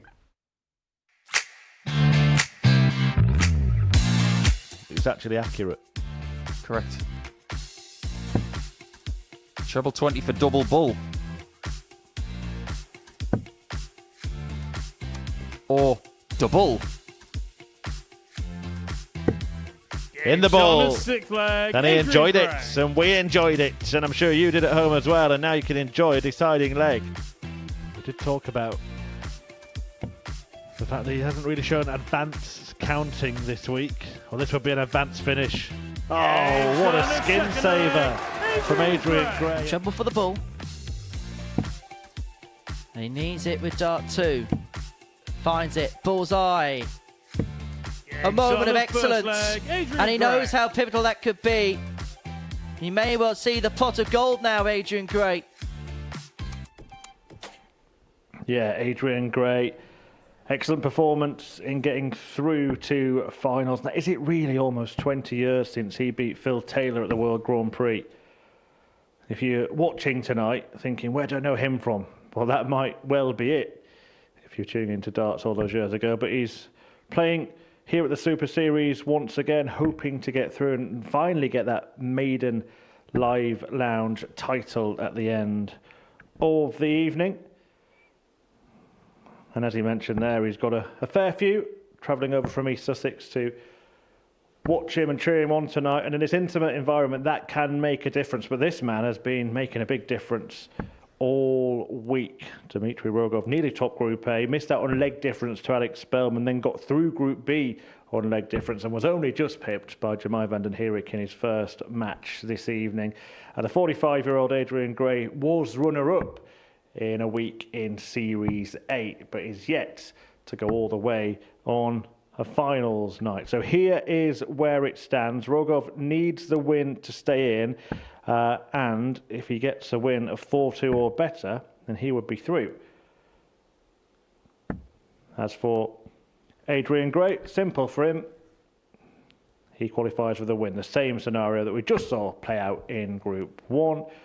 Will it all be done and dusted with a couple of games to spare? Let's find out in the company of the Asset and Henners. Cheers, Murph. Right, game 4, Rogov and Gray. First meeting between the pair this week. Adrian Gray, of course, coming through Group C earlier on in proceedings in week 12, whilst Dmitry Rogov has been speaking about throughout the course of the evening. Came close to winning Group A, did eventually prevail. Thank you, ladies and in gentlemen. Group First B. leg is Dmitry to throw And first. for Adrian, he's a player that's knocked on the door, as you saw there, got through to the Game final. on. Was only beaten by the man who got on to win Series 8 in Marvin van Velzen in that particular final. And there is a number of players we look at and think, how have they not won one yet? And I just get the sense that Adrian Gray is on that list. 100. I don't want this to come across biased, because it probably will. Spent a lot of time with Adrian over the years. He's been an opponent of mine. 58. He's been a friend of mine for a very long time. And he's also been a mentor in soft tip terms. He actually taught me how to play cricket in preparation for the 2017 Soft Tip World Cup. He's meant a lot to a lot of people over the last 15 to 20 years. But I say this as an analyst, firmly unbiased. He's a lot better than people give him credit for. He's been playing a lot of good darts recently. He's used the ADC system in Sussex to its full degree, playing a couple of times a week, staying sharp, being up against the likes of Carl Wilson, 16. who's actually in the crowd tonight. That's been good for him. Local rivalries have sharpened him up in steel tip darts again, and that's why he's been playing some really good stuff here of late. 140. And I think he's one of those players as well, Agent Gray, that he's kind of played at a similar level for the best part of 20-odd years. And that's probably the biggest compliment you can pay him. Somebody's played at the World Match Play. Somebody, as Murphy rightly said, has beaten Phil Taylor at the World Grand Prix. That's Carl Wilson trying to hide from us. He's never going to be able to hide. He's another one, though, isn't he? He lost in a final in this series. He's been close, and he still hasn't got that title he craves. So that's something else that Adrian's got in common with Carl. Can you imagine the bragging rights tonight if Adrian were to get the title? 105. I think that would have a really positive effect on Wilson. Because he is that type of player that sometimes needs a little bit of a jolt in the right direction. And look, silver looks nice on a dinner table, but it doesn't look good in a trophy cabinet. 94. And Gray will be looking for gold come the end of play 96. tonight, as Rogov looks at 96 to take out the opening leg. Will probably stay. That's been his MO all week. Cannot find the treble, and so Adrian will return here for 52 56. to Adrian, get a you breaker require throw 52. and to win the opening leg. 39% on the doubles for the week is pretty useful.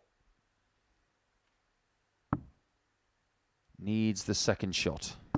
Game shot. And that's very well crafted. The single wasn't very good, but it was good enough. And then the third dart was perfect. Second leg, it's Adrian to throw first. Just doing what he has to do, and Adrian Game Gray, watched on by his horde of supporters, leads 1-0.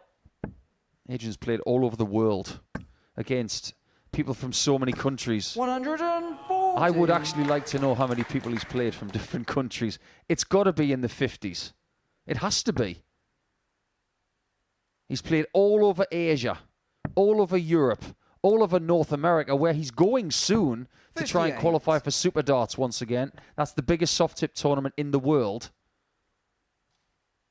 He's still very, very active. And one of the things that's allowed him to be so active is the fact he's had his own business 41. for the last couple of decades as well. He's had the freedom to do what he sees fit for himself and his family, and he's been very successful. And sometimes it can be a bit of a lottery as to, if you are a part-time player like Adrian is, how your work lands. If you're self-employed, you've got that luxury, that freedom to say, do you know what, I may not work here, so I can fulfill these obligations and then fill my time in on my day-to-day work at another point. So his sacrifice hasn't necessarily been a work sacrifice or a financial one. It's been a family sacrifice. Less time with his wife, less time with his kids. But boy, has he had the support. If every dart player who wants to make it in this sport had a partner like his and a family like his, they'd all succeed. He's very, very blessed in that department. Well, if he gets this in, he might be a Wiccan.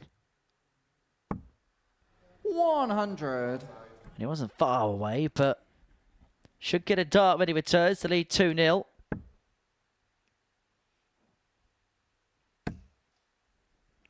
Adrian is playing the type of darts. It's not world beating, but it's forcing Rogov to do good things. Just like Adrian, that. You require 80.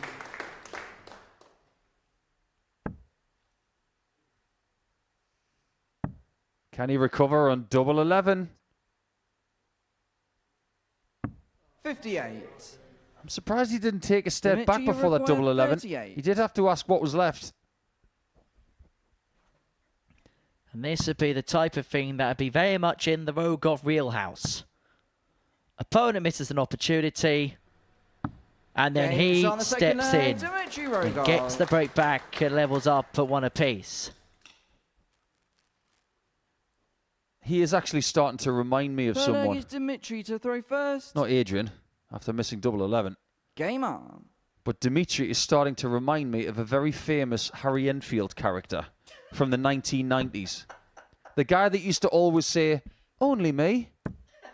Just when you think you're rid of him, he pops up and says, "Oh, you didn't want to do that." 100. Like Barney Rubble trying to leave Moe's Tavern in The Simpsons. You think you got rid of him and he comes back again. 83. He's pesky. It's the right word to describe him. He's pesky. He's not the kind of opponent you want. And it's the biggest compliment sometimes you can pay a player like Dimitri. 100. I'm going to try and liken him to a player that a lot of people haven't heard of. He's sadly no longer with us. We lost him quite recently. Knew of a really nice guy in the Staffordshire area. He was a really good friend 98. of Phil Taylor, Mark Frost, and Gareth Pass, great players from the Staffordshire area. A fella named Nigel Birch, a lovely, lovely chap.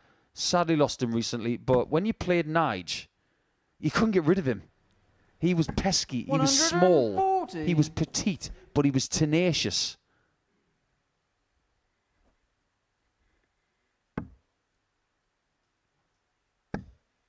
And sometimes the hardest players to break down are those that are a bit like a brick wall. And Dimitri Rogov, in darting terms, is exactly that. After losing that first leg, you fancied that Gray would take charge. Since then, things have been dialed back a tad. However, you look at the numbers, they flip-flopped. 65. At the end of the second leg, Adrian Gray was averaging around 91 and change. Now, that averages after 2 legs are kind of irrelevant. But Dimitri's brought his numbers up to that kind of range by the end of leg 3, which is a bit more of a surmountable guide as to how Dimitri, you require 96. the players are playing in this game. And he looks at 96 here to go 2-1 to the good. Double 18.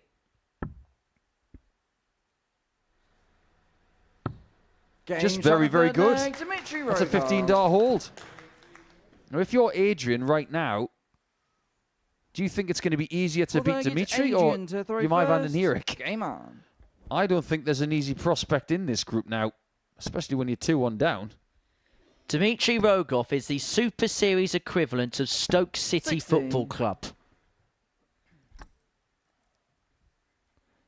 Back in the noughties, the early 2010s, the saying was, can you do it on a wet and rainy Wednesday night in Stoke? Because you know you're going to be put up against all elements and you know you've got to play at your best and sometimes 16. drag your heels in to get a result against Tony Pulis' side. Against Dimitri Rogov, you've got to do similar type of things. It's a test of ability, it's a test of endurance, and it's a test of your mental capacity. 180. He's tested. He comes up with that. When you said Stoke City, I thought you were going to compare Dimitri to Peter Crouch. Yeah, good luck with that. There's about a 2-foot difference. Sure, Roy Lap is the first player that comes to mind.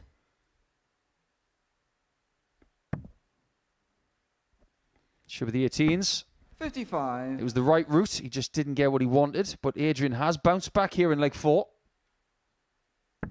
Quarter of a point between them in the averages. This is a very competitive match.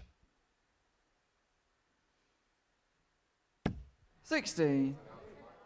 Well, they call Adrian the Conqueror because he's from Hastings and he's going to have to battle away here. There is a town called Battle next to Hastings. 81. Adrian resides in St Leonards-on-Sea, which is where Rob Cross used to be as well, before he moved. Well, Gray is a bullseye specialist. 85. He's played a lot of soft-tip darts in his life. But he doesn't have to go the bull route here.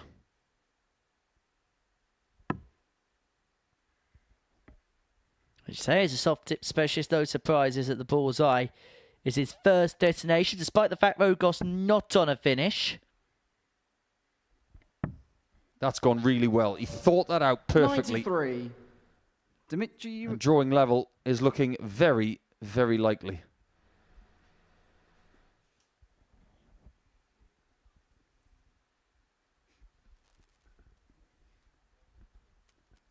Well, Dimitri just decided to take a second to head back to the drinks there. I'm not sure Adrian Gray's best pleased about this elongated stoppage in play, because he wants to come back and level this game up. But once Dimitri Rogov's had 5 minutes, and it feels like literally 5 minutes, we'll continue this leg on the other side of the advert break, shall we? I don't really know what's going on here. I don't think there's a break in play. Well, there's definitely no scoreboard malfunction. And he has no idea where to start either. Well, this is a test for Adrian right here, isn't it? Adrian, that little delay 32.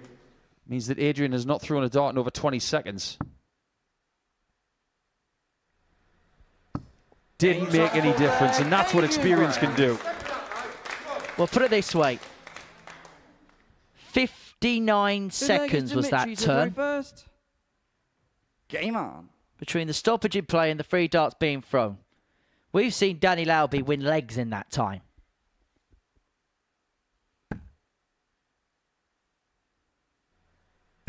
$140. We did surmise when the groups were released last night that maybe Group 2 was going to be closer than Group 1. It has proven to be the case.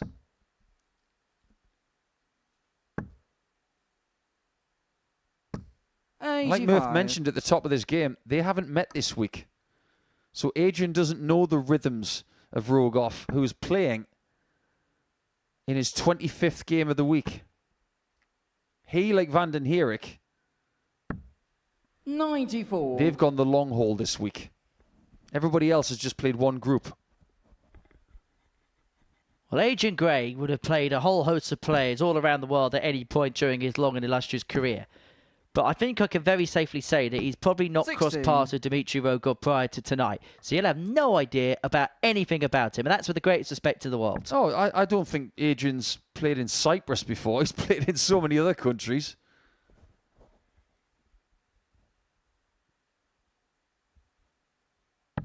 $59. The pace of this game, there's no doubt about it, has been residualized to staccato pace.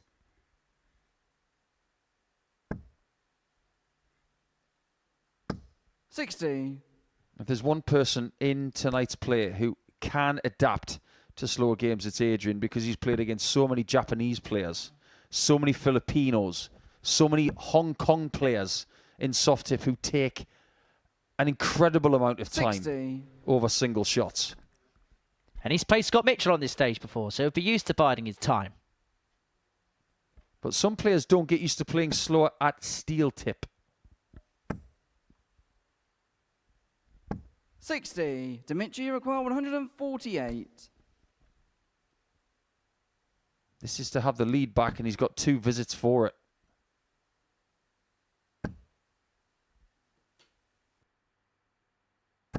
$140.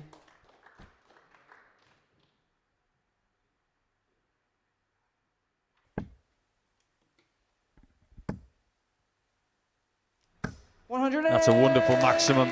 Just in case Rogov does miss. Gray is poised. He's not moving. He didn't have to. Dimitri Rogov. Even with a win in this one, It's he's nowhere Adrian to near throw first. getting the job done for the night. But you can see from his facial expression that he's having the time of his life. Tell me if I'm getting myself at it, Nico. But I just get the sense that visit midway through leg 4 where there was an elongated gap feels like a bit of a turning point, because Adrian Gray, I don't think, has quite been able to get himself back together from that longer pause in play. 97. I'm really not sure. He was able to get that double 16, but it does feel like things have changed since leg 1. He commanded the first leg, but since then, 60. the pace of the game has slowed up, and I don't think it's suited Adrian down to a T. Maybe it's one of the reasons why people have found it awkward to play against Dimitri this week. 59.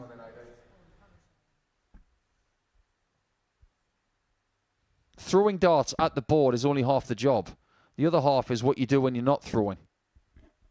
If you can be strong at both, you will win. 21. Some people don't throw well because they don't know what to think when they're not playing.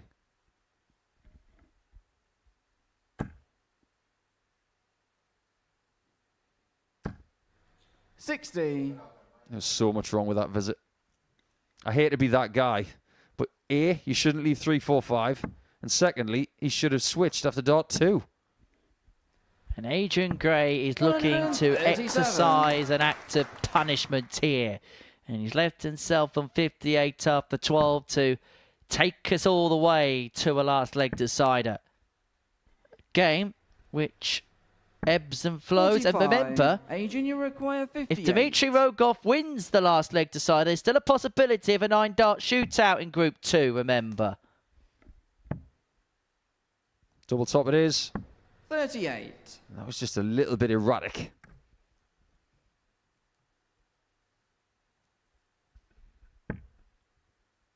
The last thing you want to do is give him a free hit to win the match 4 legs to 2.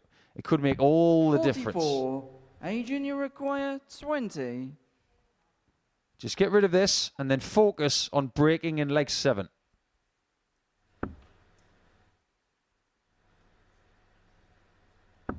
Game Very shot, well six done. leg, We are Adrian going the Gray. distance again in Group 2 for the second consecutive game. Well, it's fair to say we're getting So our the change final as far as Dimitri this to group throw is first. concerned. And just a reminder, Rogov wins this Game 4-3, on. then there's still a possibility that we could have a 9-dart shootout in this Group 2. That only happens if Dimitri wins this leg. If Adrian wins this leg, we're going to have 2 games before the semis 41. to determine the group winners.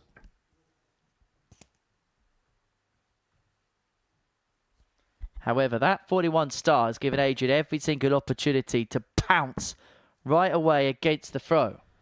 45. You couldn't ask for a better marker for the 60. The next 2 will make him feel very angry. He's got to get over that quickly.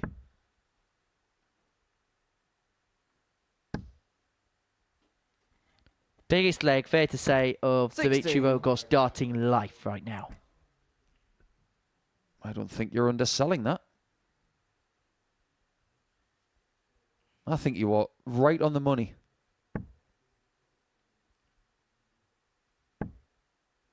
First time at the top table and at the top level. 125. Played well to qualify for this.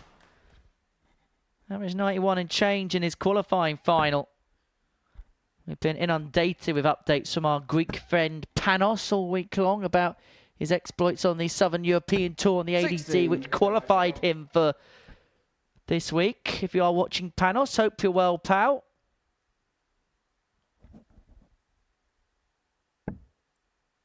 This is looking good. The sensible thing is to switch here. 83. I'm not entirely a fan of the 17 switch there. I'm not against it. I just think the 19s actually came into play better there. 100. Big class dart. So in keeping with him this week. How many times has he done that this week? He's rescued a visit with a last dart treble. Just to make things more interesting as they are getting. 140. He's on a nice 3-darter here. But what we've seen from Dimitri this week is I'm about to get onto a finish as well. Wouldn't shock you if he feels it up here. wouldn't shock you in the slightest. 121. Adrian, you require That could have gone a little bit 108. better. This is a chance to progress to the semis again for Gray. Still on. 87. Yeah, 87 left. To put Dimitri on the shelf. Treble 17 target with dart 2. Hits it. Double 18 for the match. Not to be. And so Rogov was probably better off having a 56. bounce out with the last dart Dimitri because require 119. 119 is just all shades of horrid. But he's going to get a match dart, but because it's 119 and because he's hit the treble, it may only be at the bullseye. Get the single, don't go for the treble. It's good enough. Bullseye for the win. Not there. 86. Dimitri Rogov has had a Require courageous 52. effort this week at the Super Series, but if Adrian Gray converts this 52, his debut dream will come crumbling down. Double 16 for the match. Game shot. And double 16 Adrian for place Gray. in the semi-finals. Dimitri Rogov won 6 legs tonight, but couldn't quite find 4 in that one match he needed to qualify himself through. That's exactly what Adrian Gray has done, and he has sent Vanden Herik through with him as a result. And so the final 2 games are effectively playoffs, and we kick off with Dean Finn and Alex Spelman on the other side of this short break.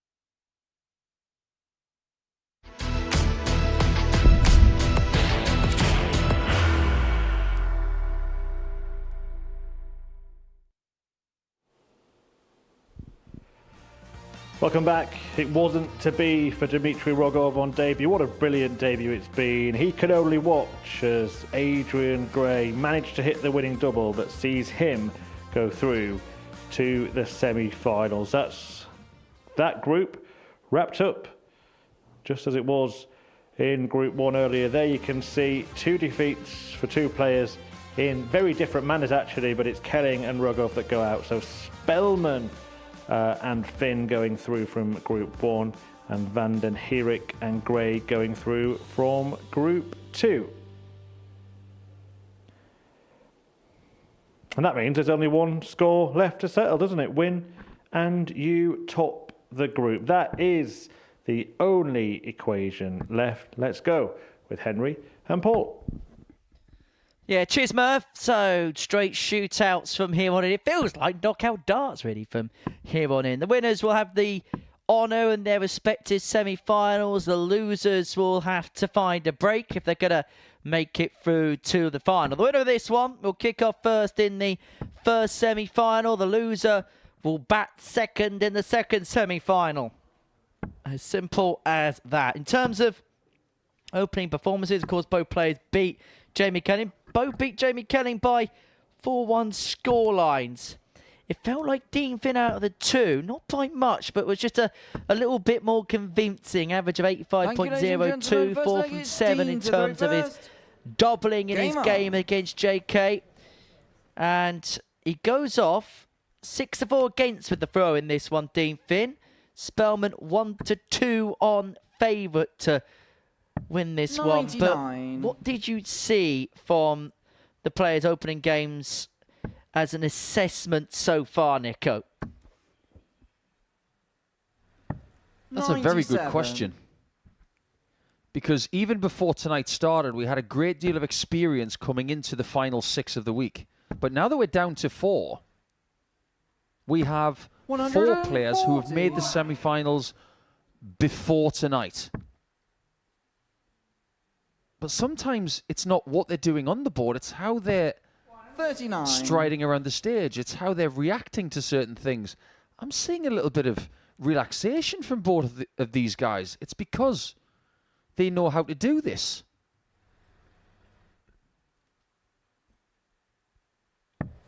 But only one of these has actually won one of these titles before.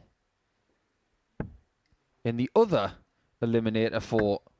I say eliminator, it's the decider, isn't it? To see who tops the group. Neither Gray or Vanden Herik have won a week. It's Finn on his own in this regard, and he's on tops. 85. And look, relative form in certain competitions counts for a lot, because on paper, if you base the players on the last few years, you'd say Alex Spelman of the 4 players left in is probably the marquee name. But put Dean Finn, for example, in this venue, and he flourishes. That's a 13 darter, and the Irishman draws first blood. Second leg, it's Alex to throw first. He looks in a mean mood tonight. Yeah, he does. I think he's been given that extra 1% by the people who have attended tonight. And tonight will stipulate the breakdown of the players making Champions Week who have won before, or if in this series you're winning for the first time. Now, if Dean wins the title tonight, 77. It will be an even split of the 12 players. 6 previous winners against 6 new winners. But if he doesn't, it will be more first-time winners 95. in this series than people who've done it before in Champions Week, which is fascinating to me. Well, Dean Finn was the first player to have a Saturday night 9 darter hit against him by Danny Van Tripe back in August. But he's not going to be the third one to hit one. Going 5 deep to the feet, but some performance this. Now, I bumped into Dean Finn on Wednesday afternoon at a set of traffic lights by a bus stop in the middle of the city, as you casually do. And I could tell you that a number of the entourage that's with him tonight did travel with him from the outset. So he's had a travelling contingent with him for the best part of 3 days. And they are being treated to his best darts of the week right now. It was a 13 darter in the first. Potential for a 10 darter here to go 2-0 to the goods. 24.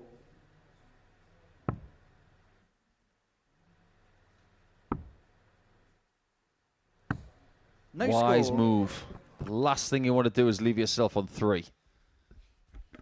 Don't make life unnecessarily awkward for yourself. Yeah, it's like a fork in the 60. road. Dean, you're required Turn right and it's 24. sunny. Turn left and it's stormy. What would you rather do?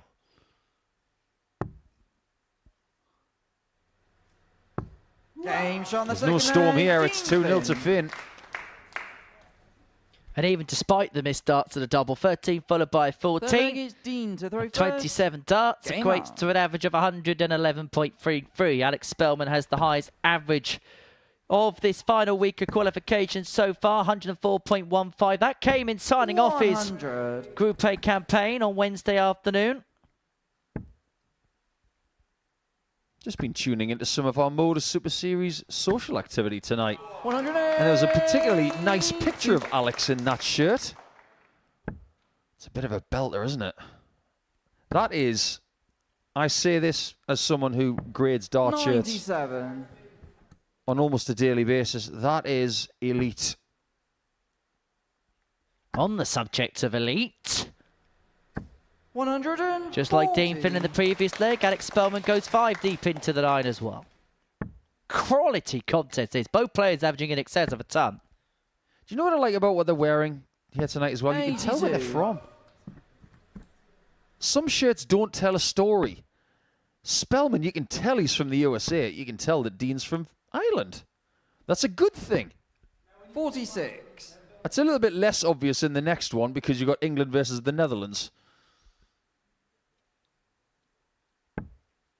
But this could easily, based on dart shirts alone, be part of international pairs.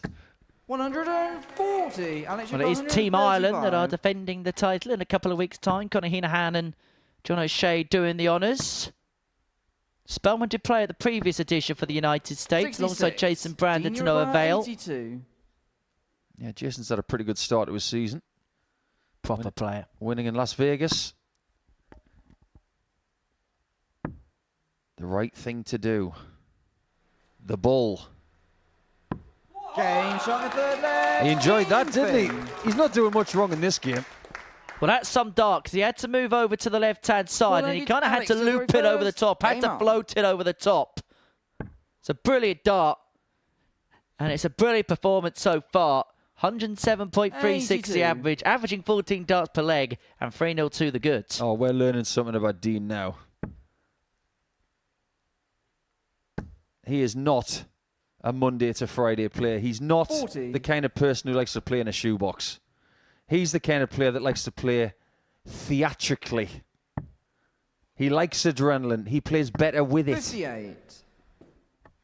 It's not a bad trait to have, peaking at the right time. However, if you think about it, it makes the qualifying harder than the thing he's good at.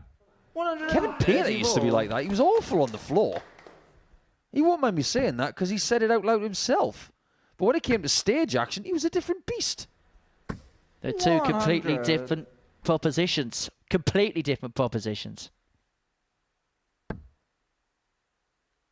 Finn flourishes in the furnace when the heat is on and when there's 70. eyeballs staring at him.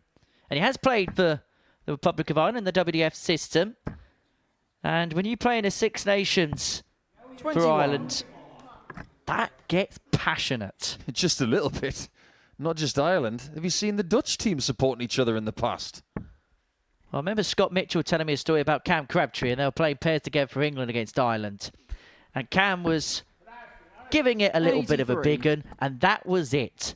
They were arch enemies number one, them two, for the rest of that game, because everybody else ganged up on them. It's not 60. a tickling contest, is it? This is darts. It's gladiatorial. The only thing that doesn't make it any more gladiatorial is they don't throw the darts at each other.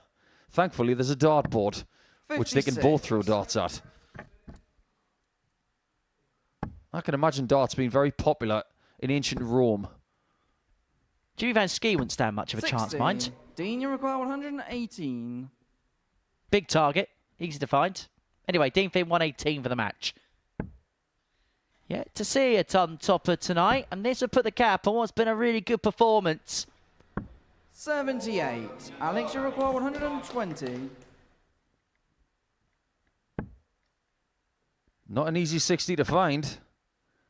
Hence the blocker. 60. Dean, you require 40. This is not the end of the world, but it could be the end of the game. Means that Alex Spelman will have to do things rather more difficultly Games in the semi-finals because Dean Finn is into the final four with a bit of a flourish. 2 wins and a comprehensive one of that. He's only dropped the 1 leg so far tonight.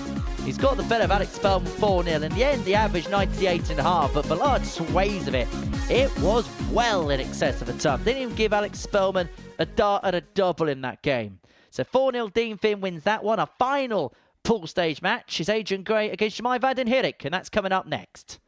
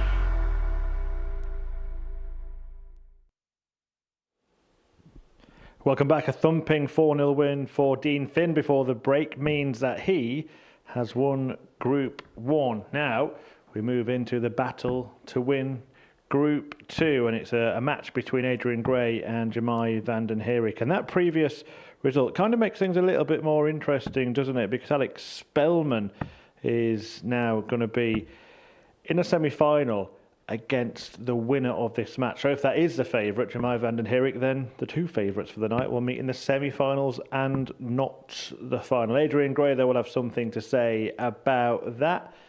And 2 people who will have plenty to say about this match, hopefully anyway, the commentary team, Paul Nicholson and Henry Deacon.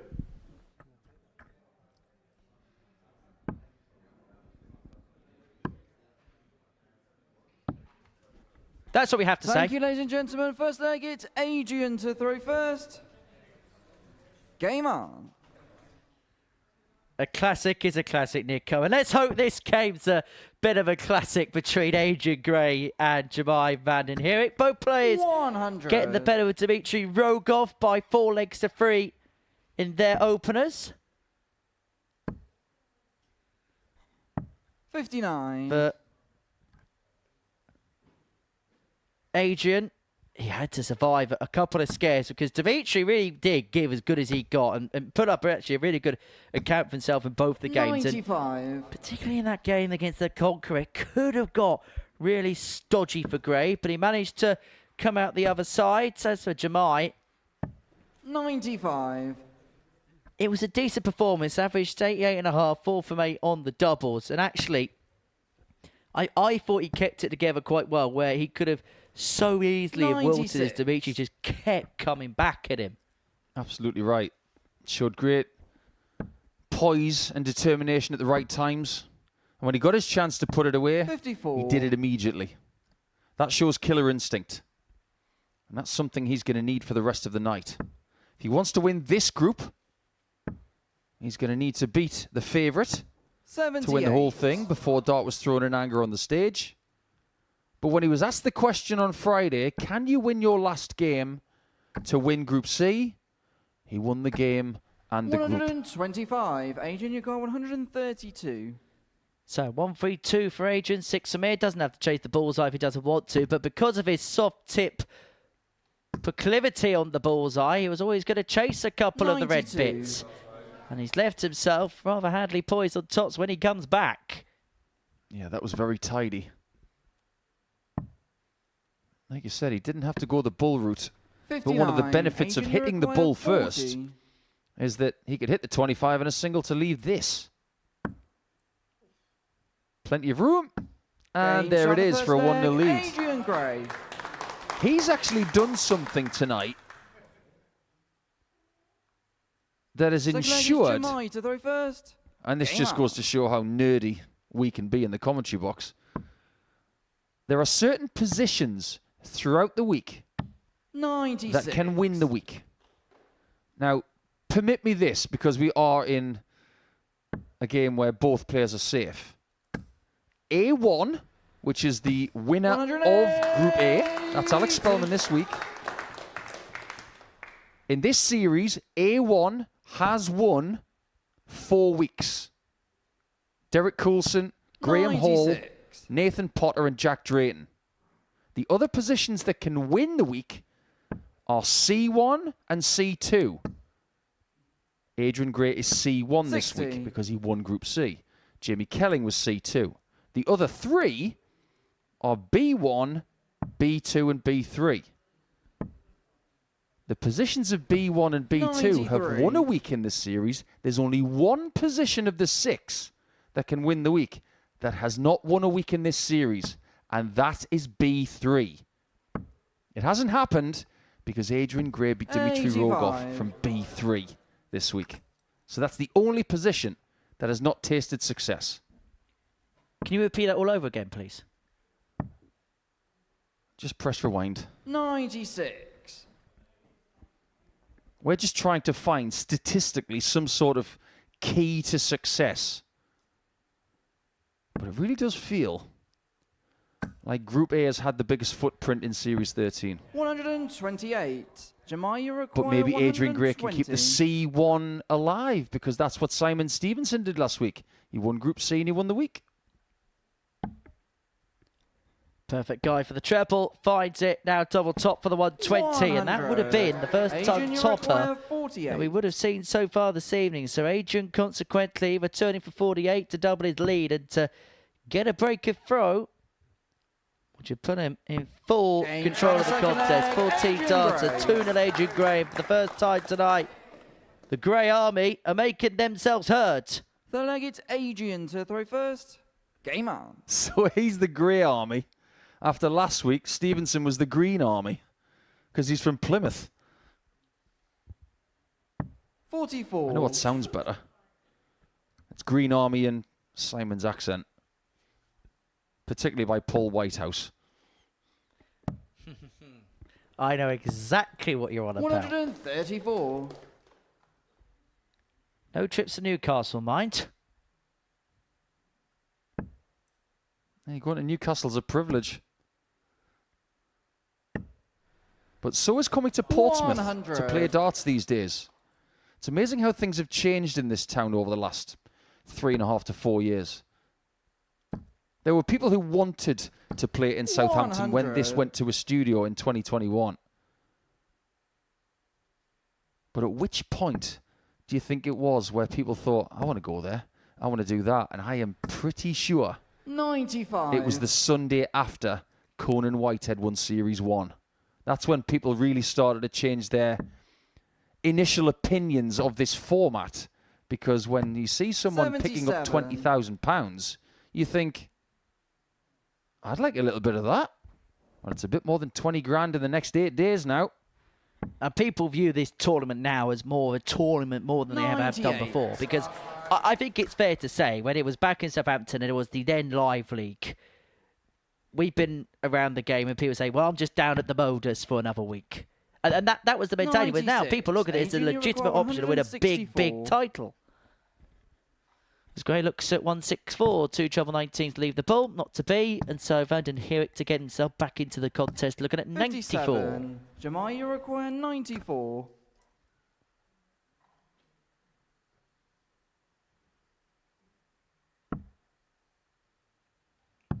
He's gone double-double.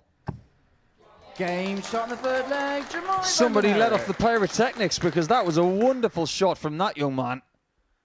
That is now known as the Geordie Special, by the way. Because that was made almost the norm by a certain Mr. Dolby. 60. Could call it the Hollywood finish. Can't do that. No? No, that's 125 with 2 bulls. 81. The Dobie. The double 19. Yeah, you got 76 left and you go 2 double 19s. It's called the Geordie Special because Chris Dobie at the Worlds a couple of years ago just kept doing it.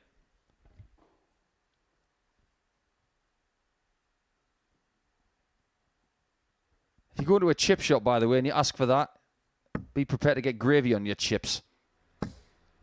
55. More of a curry sauce man myself. Go to Wales then. That's what they do. So we do down south. 134.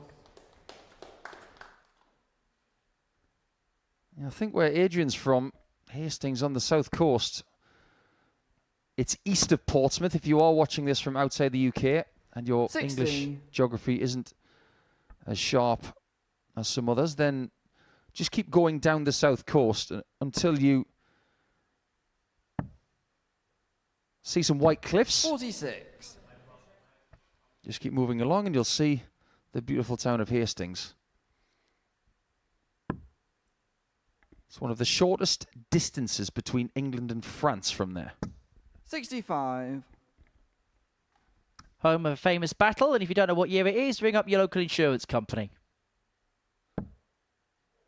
And when we get to 2066, it will be 1,000 years since that famous battle. I'll be 66. You'll be a little bit older. I'll be dead. You won't be dead. 100. Jamal, you require 74. Anyway, this to kill off this leg. Vanden Herik looking at 74.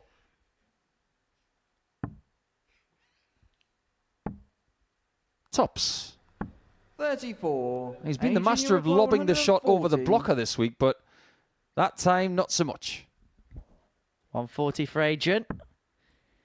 Not to be. It's a Vanden Herik trailed 2-0 in this game, but has an opportunity to get itself back on level terms. 3 in hand at double top for a level game. Now, usually in sport, we talk about winner stays on.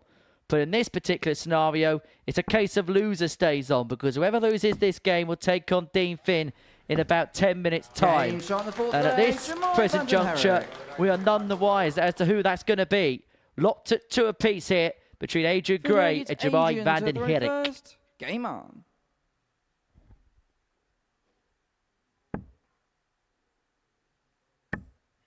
And just imagine if you do win a group. 140. What kind of confidence that gives you. And just to give you another somewhat mathematical approach to seeing who's possibly going to be the champion tonight and in the next 8 days. We've had 11 weekly winners in this series. 9 of them have won a group leading up to Saturday. 9. 50. There's only 2 players who haven't. They are Steve Green in week 1, and the other one is Scott Taylor from week 6. 140. The rest of them have either won Group A, Group B, or Group C along the way. These 2 did win their group this week. Adrian won Group C, Vanden Herik won Group B. And curiously, Spelman won Group A, so it's happening again. The only person who can upset the apple cart in that statistic is Dean Finn again. 100.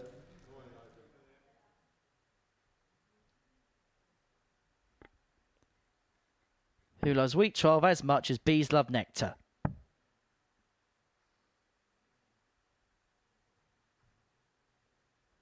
Vanden Herik on to finish first against the throw. 95. Adrian Gray is sat more handily poised. 116 plays 161, but it's the towering Dutchman who'll get first poke at a biggie. But he's not going to take out. Adrian needs just 1 treble here to give himself a dart at a double. He's going to have to take it. Adrian, you've got 116. Weirdly, Vanden Herik has actually taken out a 129 this week like that. Well, this time it's an approach shot, which will yield a shot for the leg. 60. Why do I get the sense Jamai's just beginning to turn the screw in this game? Trailed 2-0. It was a sedate start for the young Dutchman, but just beginning to put his foot on the pedal here. And if he gets this, he throws for the match in the next. 16. But he's unable to locate either 16s or 8s. He didn't throw that last dart very well. It didn't go in the board pure. It seemed to veer away. Tops for the lead. Game The lead is his. Adrian Gray. You don't want to burn too much energy here.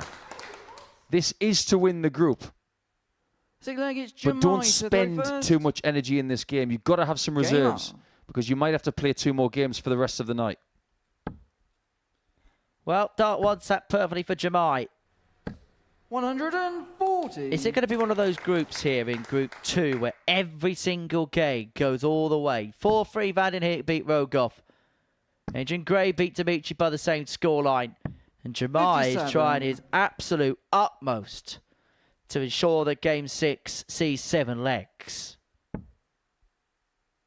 And at this present moment in time, you would make him favourite to do exactly that. Back-to-back 140s to kick off Leg 6.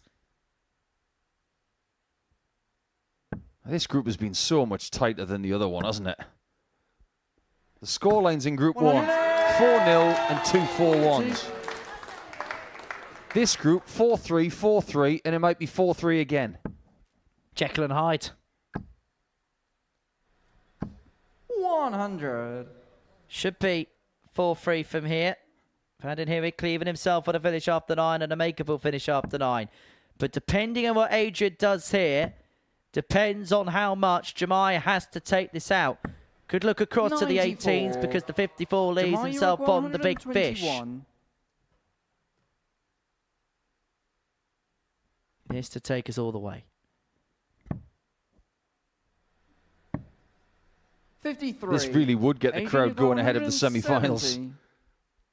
Ideal first start, bottom of the 60. He was thinking about it. 96. He's not out of the leg yet. 68. Vanden Herik did miss a couple of darts at double at the end of the last leg.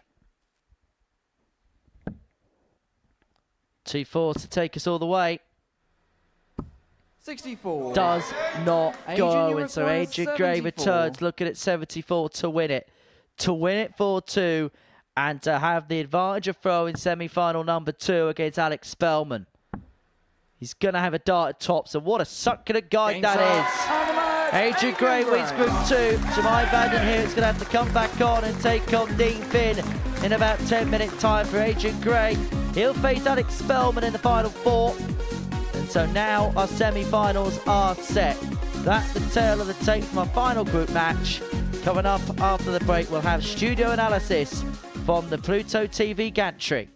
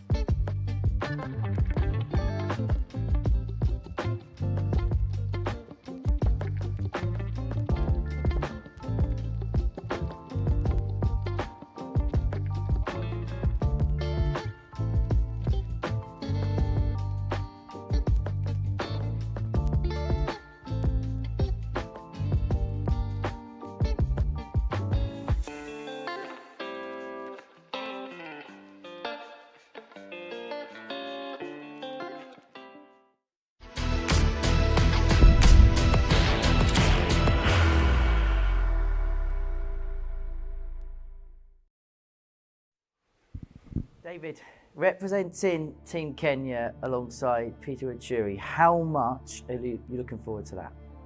I think that will be great. I believe in myself, I believe in Peter. We've been to this kind of games before, and we're aiming to do our best and to bring the best results out of it.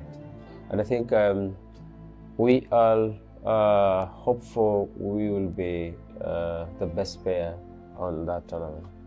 How big a deal is it having a Kenyan team?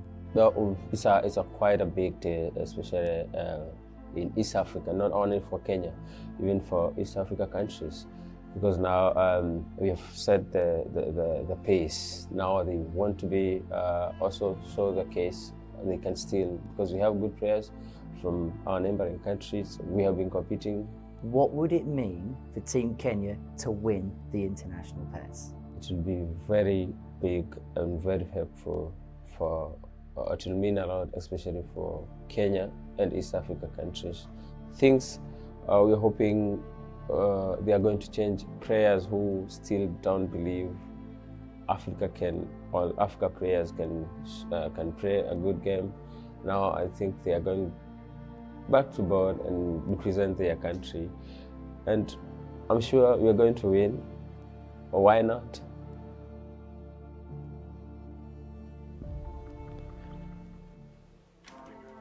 And you can see David Munua in that international pairs, the third edition of that, which starts on the 20th of April. He's partnering Peter Wachuri, and there are some big names in action as well.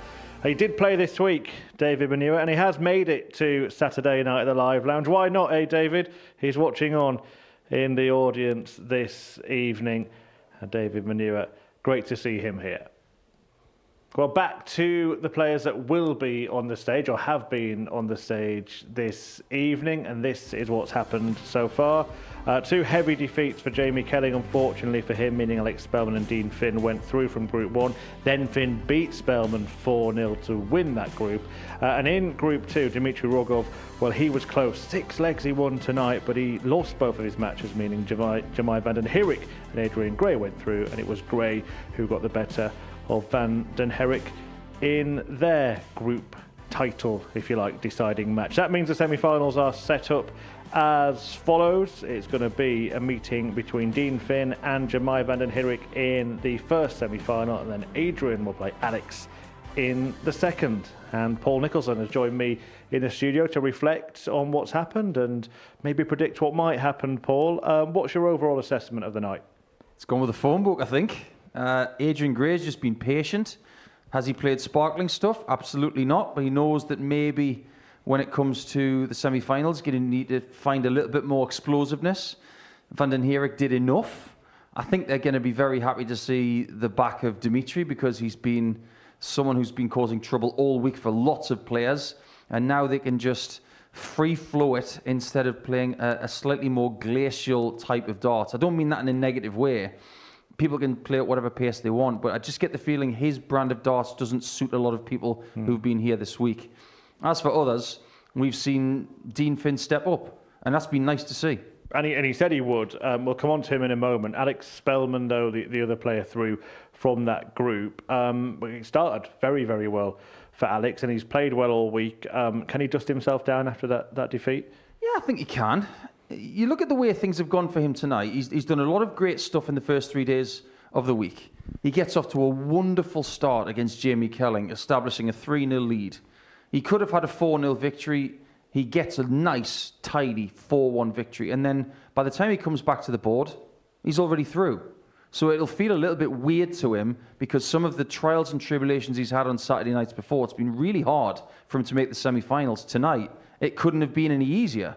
So this time around, he should have plenty in the tank. But it is Dean Finn who comes out on top in that group with a really good performance as well to win the group. And the other thing I'll say is Alex Spelman, come over from the USA. Nobody has come with him. Well, a few people have come over for Dean Finn tonight, and they've made themselves heard, haven't they? Well, this is the thing, isn't it? Jamie Kelling had a few people with him. He's since left the building and taken them with him, so the crowd has diminished a tiny bit. But there are still plenty of Irish people here. And Alex, when he comes here, he does tend to be a lone wolf, unless he's playing in the pairs with, say, Jason Brandon or someone else. So you've got to be able to be your own wingman at certain points. And you can see that some people are having a wonderful time of it. But I know that when Dean comes back to the Oki now, that the volume is definitely going to go up. You mentioned that Jamie Kelling has left the building. Just didn't quite happen for him tonight, did it? No, it didn't. He didn't play very well in the first game, and I think that played on his mind when he played in the second match as well. Certain things went well for him this week, but I think he's already won by making the Saturday after coming back from injury. Give him another month, maybe 2 months, just to get a little bit of extra freedom in that right arm. Keep playing locally. He'll be back, but that wait for a second title goes on. I'm going to stay on that support theme as well, because Adrian Gray's got a few with him. He said about 10 people he's played this evening. I think he's been pretty good. I know that Adrian's got more in the tank. We've seen from him this week average 100, which is something he hasn't done a great deal of even when he's been here. So the game is there. It's about finding what he needs at the right time. He might even benefit from having a word with Carl Wilson prior to tonight about what kind of level am I going to need to find to make a final again and to possibly get something that both Carl and Adrian haven't garnered, which is a title. So sometimes if you want to get something you haven't got, you're going to have to find something new. Were you aware that he wasn't just battling dart players on the stage? Now, we've had a few people come from Ali Pali, haven't we, in the Super Series this time. The Wasp has apparently come as well. We thought we'd see in the back of that, but he had to battle the... Well, we call it the Live Lounge Wasp now. He looked like he conquered it in the end. Well, one thing's for sure, Adrian, whatever you're wearing cologne-wise tonight, I wouldn't put that one back on here at the Modus Super Series. I don't know what it is about these insects. They just love the darts, don't they? Well, he's had the smell of victory tonight so far. Vanden Herik came a cropper against Gray. But is it the same kind of analysis you had for Alex Spelman? It's the fact he knew he was already through, might have just subconsciously not had him as sharp in the mind as he could have been. These players that we've got left, we know from experience that they play better when there's some urgency and a little bit of jeopardy. Now the jeopardy is very blatant. It is go up there and if you lose, you're out. And when it came to their second games, particularly for Spelman and for Vanden Herik, they didn't have that urgency. As much as they wanted to win the group, there's that thing in the back of your mind saying, well, my worst case scenario is I'm still in the semi-finals. But things can change from, say, game 5 or 6 of the night to game 7 and 8. This is where the money's made, and this is where the medals can be seen. We've talked a lot about somebody here on his Modus Super Series debut this week. David Manu, who's sat out there in the audience, understandably so after what he did at the World Championship. But this man, Dmitry Rogov, he has had an incredible debut. And even tonight, he lost 2 matches, but he caused his opponents a whole world of problems, didn't he? What he's done for himself this week is he's made himself known to the world. Hands up who didn't know anything about him before this week. I saw him on the slate and I looked at some things online. I know he's played in some tournaments, but I'd never seen his face before. I'd never seen him play live. We know a little bit more about Dmitry now, so if he were to make a return, anything he does is no longer a surprise. I'll ask you another question. Has he played himself into a return here? I don't see why not. Some people, when they make a debut Saturday, I think they deserve to have another crack at it. I think maybe the way he plays, in not necessarily upsetting players, but making things difficult for other players, gives us a lot to talk about. And look at how much he's enjoyed it. Some people come here and they put so much pressure on themselves that they don't play well. He hasn't put pressure on himself. He's played with a degree of freedom and he's enjoyed every minute. So I think maybe he does deserve a return. Right then, well, he won't be returning this evening to the stage, but the semi-finals are not far away. So let's just recap what is still to come tonight. We are going to see up next Dean Finn against Vanden Herik, and then Adrian Gray against Alex Spelman. I mean, we know who the audience will be with in each of those games. They can hear us, so ladies and gents, best of order, cheer when your man is doing well. Maybe don't let it spill over and affect the match. But in terms of those games, on paper, before the night, you'd be reading down the right, but on the night, are we looking at the left now? That's exactly what it is. From an audience participation perspective, you want to have Adrian versus Dean because it'd be England versus Ireland. It could be rather euphoric in here by the end of the night. But if it is going to be Spelman against Vanden Herik, well, it's going to go with the phone book from earlier in the week. I really can't call it. Yeah, I'm not going to make you on this occasion. You'll be pleased to know. Right then, let's get the action underway, shall we? The first semi-final is about to get started.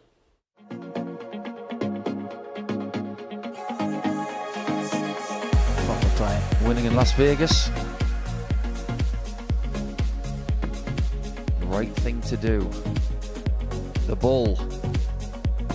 Game shot in third leg. He enjoyed that, didn't he? And he's got time. He's also got double 16.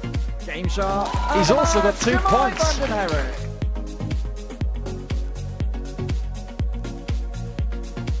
It is going to be interesting, this, isn't it? Can Dean Finn carry on this golden run on week 12? He won the previous series at this exact stage. Can we call him a defending champion? I suppose.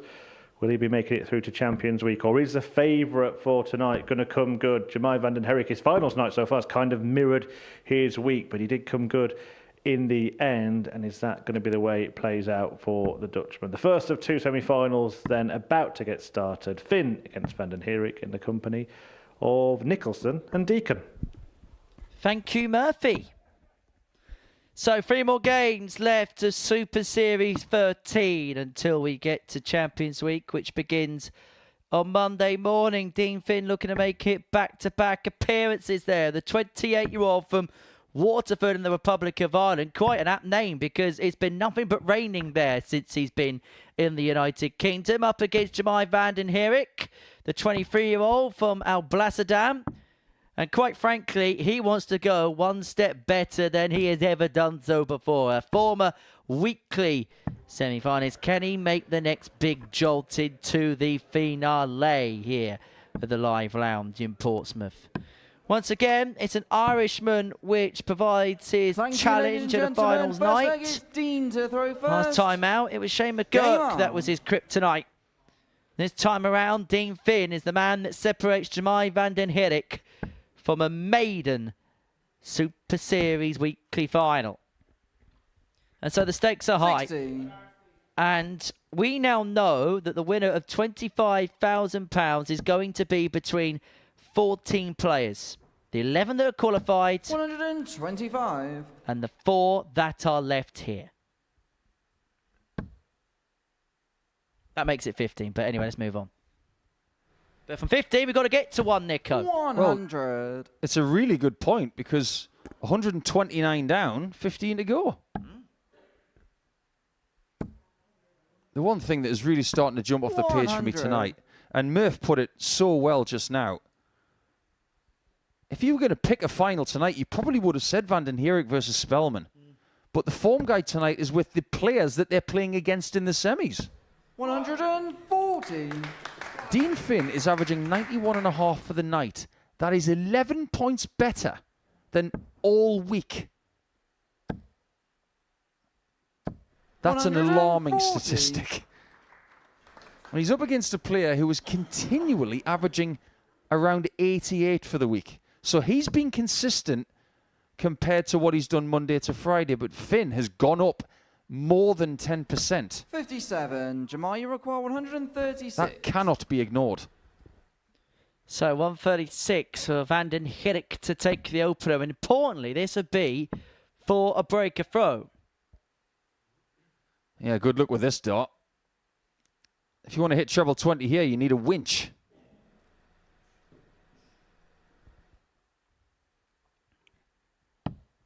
$47. Dean, You can understand that. You can completely understand it when you consider the lie of darts 1 and 2. But Finn here looking at 144 to hang on to his throw. And the shot's off after dart 1. But from here, Vanden Herik may only get a solitary dart at the bullseye to get the breaker throw. Require 89. Yeah, meaning he wouldn't take at 136 and 6 if he misses this. But he does. That's a nice start. The kind of start you always want if you do not have the throw at the start of a semi-final. Off the bumper and in. Vanden Herik gets the break he needs if he's going to make it through to the final. He has a 1-0 lead over the Irishman Dean Finn.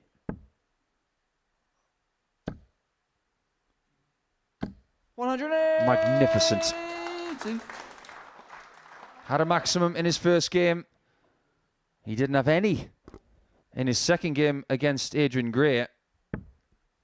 But now that he's off the mark in that regard, he's starting to find that extra level that he might need.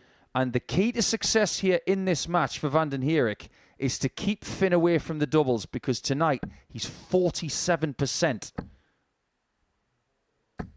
123. Ran out of room, and everybody was dreaming of another Saturday Night 9-darter in Series 13 after what Lee Evans did a few weeks ago. Third time tonight that a player's gone 5 darts into a perfect leg. 95. That is Carl Wilson. Runner-up in Series 13, Week 3. Lost to a very 96. impressive Radek Sagansky. We are going to see again on Monday.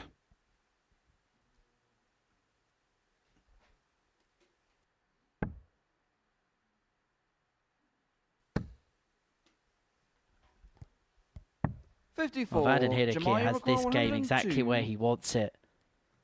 It's been an off leg for Dean Finn. And having been broken in the first, he can ill afford it on the Vanden Herik darts. He can ill afford it at all. He's going to be forever chasing in this game now as the Irishman. And he may well be chasing a 2-leg deficit in a couple of moments' time.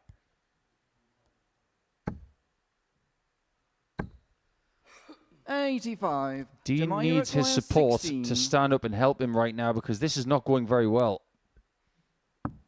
Game shot in the second. And if you give this man a shot at a double here this week, he's going to take you out. At times, he's been rather ridiculous on the outer ring. And to Jamai's credit, it's taken him 28 darts to open up a 2-0 lead. He's doing everything right, and for Dean Finn, it's just all going wrong. But that's a good opening to leg 3 on throw. A leg that, if he's got any kind of chance of winning in this semi-final, he can ill afford to lose. 134. You know, to some people, if you make at least the semi-finals in 3 consecutive series in the week that you play leading up to Champions Week, to some people that's a successful 90. venture, isn't it? But not to Finn right now, because he will see making a 3rd consecutive final in week 12 as bare minimum. 140. But he's got Vanden Herik in the wrong mood. He's got him at the wrong time. This has shades of Scott Taylor Series 3 written all over it. Do you remember when Andy Bolton was the best player by far for 6 days? But Scott Taylor had 6 58. legs from heaven. Yeah, he averaged 109 in that final, didn't he? At the time, it was the highest ever final average. If we top the highest ever final average here, we're probably going to top the all-time average here.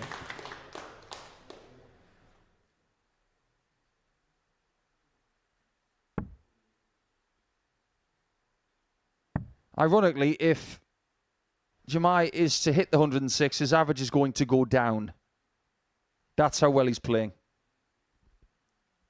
And the followers of Dean Finn in the audience are starting to look quite forlorn. 40. Jamai, you require 106. He's probably thinking, why is it happening again?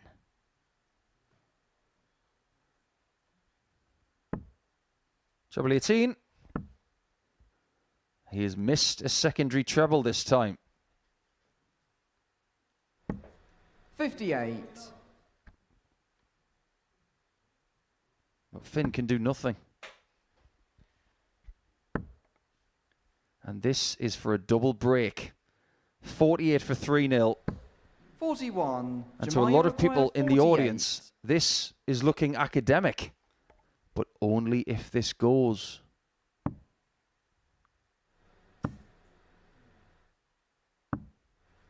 $40. Dean, you require He will probably still be back. But heroics have been seen before on Saturday nights in spots like this.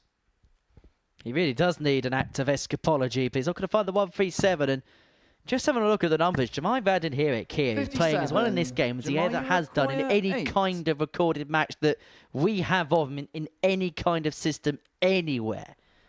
Double 4 brings the average down to 102.48. Now, his highest ever recorded average that we have on any kind of record anywhere is 105.47. Game on. Which actually surprised me a little bit that his highest average is that low.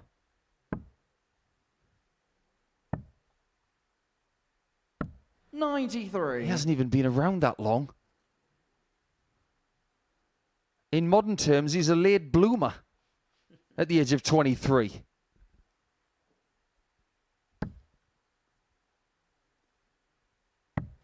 $97. He will be back for international pairs, which means he will have his wingman of Peter Wachuri. They will be in Group A in international pairs. That's going to be fun. Yeah, it gets underway 20th of April live here on the Pluto TV network. 98. The defending champions will be wearing the colours of Dean Finn, but he's not in the team. Yeah, Dean Finn might be from Ireland, but Team Ireland is going to be comprised of Conor Heenahan and John O'Shea in a couple of weeks.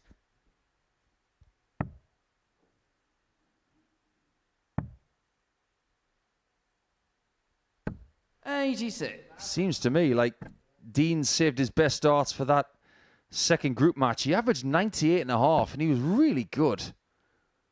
It could have been so much better. He was only 40% on the doubles. 34. Could have easily sailed into the 3-figure average mark. But his elimination at this point in time almost feels inevitable. Jemai hit 70. him hard early, and it's felt Jemai like required Dean's never really 97. had a response to that. And now he will feel like he's got 6 on 97 to wrap it up 4-zip. However, things could get rather 32. awkward here Dean, all you of a require sudden. 150. It's not the first time he's stumbled when he's been in a number like that. But speaking of stumbling, that's essentially what's happened in this entire game for Dean. 37. It's been a stumbling block Jemai, you require for the 65. Irishman. Vanden Herik now looking at 65 to wrap this game up by a 4-0 scoreline and to make it through to the final. To extend his trip in Portsmouth by a further week, but he's missed the big number. Has he missed a trick? Dean Finn's still in 3-figure range. He's still going to have to find a big 25. treble here, Dean, but he's you got a require chance, and he'll take that 113. nonetheless. He hasn't had a dart at a double in this match yet. Who knows that if he gets one and takes one, what effect it could have? We're about to find out. 73. Now he might be done. Jemai, you require Is that 40. curtains? He gets the sense it is. Vanden Herik looks at tops. Now chasing double 5, gets up. double 5 and is Jemai into the final. Vanden Jemai Vanden Herik is one game away from a maiden Champions Week appearance.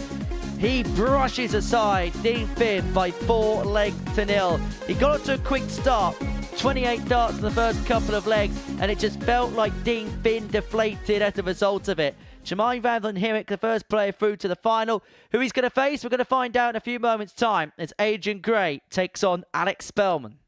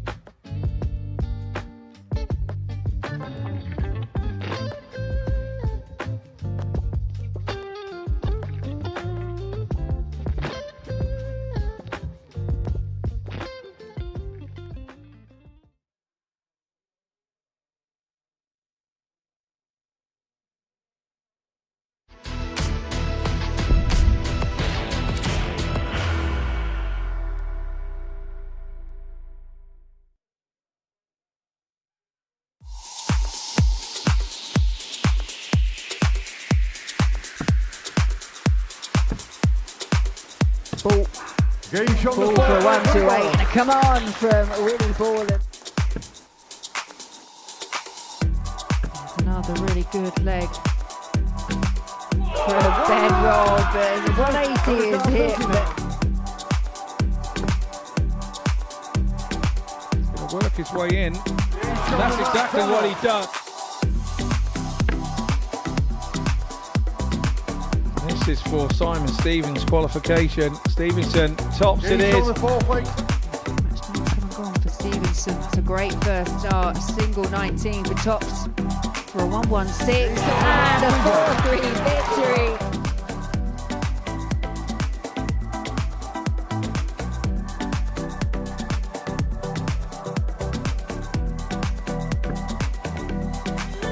Double 19 finds it for tops. Ware shaking his head in the background because that is what Ben Rob has been doing. Rig, 57 and 3 140s, now finds himself on double six and double six. He takes.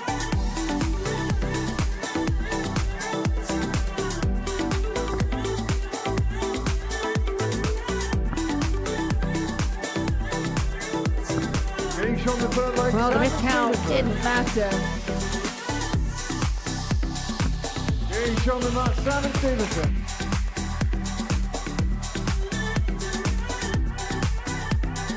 All right, through it here. Being shown the fourth leg, Simon Stevenson to upset the apple cart. And upset it he does. The Minuteman, Simon Stevenson.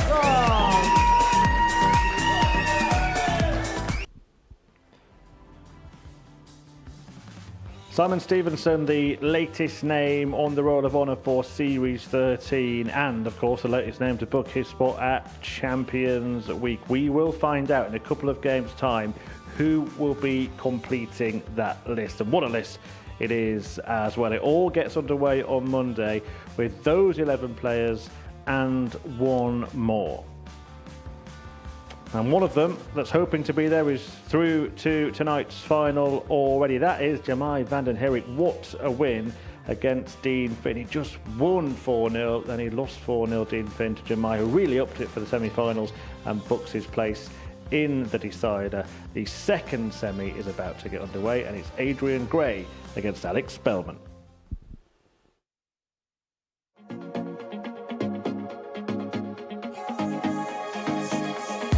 Will come crumbling down. Double 16 for the match.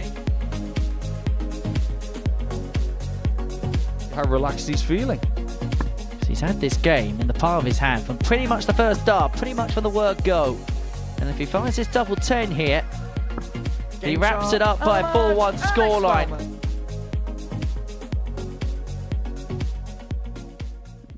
Yep, for the right to take on the Dutchman in the final. Will it be the English ace or the man who has made a big commitment here, chose to come to Portsmouth and play instead of a big tournament back in his home nation of the United States? Alex Spelman might be making that choice pay off. He's a couple of wins away from doing so. Is he going to be the star tonight, or is this man going to make it a grey day in a good way in Portsmouth? Let's find out in the company of Henry Deacon and Paul Nicholson. So it's England against the United States in our second semi-final here. For Alex Spelman, he's been at this hurdle a couple of times before, yet to prevail. He'll be hoping that third time is the charm in a semi-final regard, and if he does, he would take on the talented young Dutchman, Vanden Herik, in the final for the final place through to Champions Week, which kicks off on Monday morning in earnest here on the South Coast. So 15's been whittled down to 14, and then come the end of this game, 14 will become 13 in terms of players that could pick up this illustrious title. Game on. There will be a new name on this trophy around about this time next week.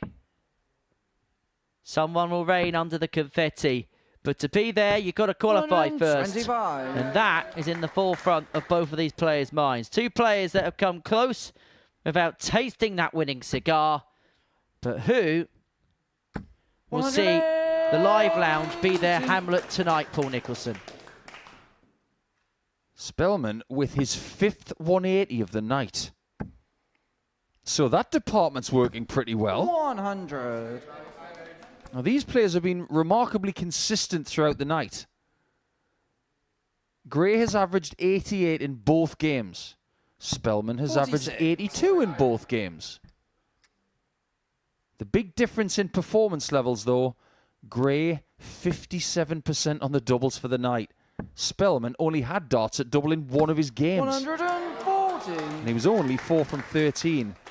So if Gray gets a shot at a double, he's the most likely one to prevail. 105. Adrian, you got 136. Down for the 25 to leave himself on the biggest finish on the board. And he's going to get a look at the 170. We have had a 170 this week from Rhys Colley. Alex, you recall 170. He was unable to qualify for tonight because of Adrian Gray. Another. Unable to get. And so Adrian will return, looking at 109 to Adrian, you require 109. take out the opening leg of this contest. To strike the first blow. And it would be the first tub plus checkout we've seen all night long. It's been a dearth of big finishing, and that dearth is going to continue. 93. Alex, you require 72. Hasn't had a dart at a double since match 1 of the night. That wait is over. Game the shot wait is over for a double Alex hit as well. Spelman. Great start from Alex. I hate to say I told you so, Second Henry, leg, but Alex to throw earlier in the first. night we were talking Game about up. people who win groups en route to getting a Saturday night victory. The 3 players left, the winner of Group A, the winner of Group B, and the winner of Group 50. C. It's happening again.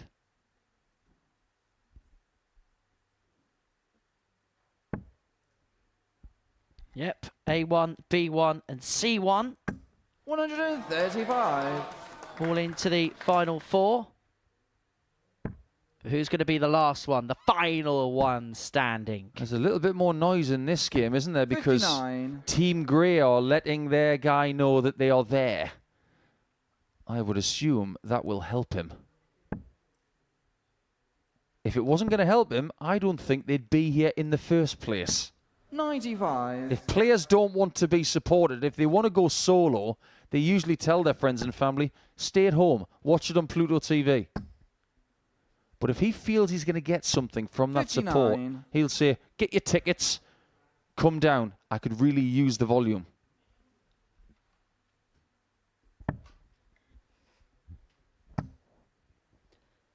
Although I can imagine there's a bit of pressure when 101. one of your mates that comes down to support you is a certain Gull Wilson. Depends on the relationship, doesn't it?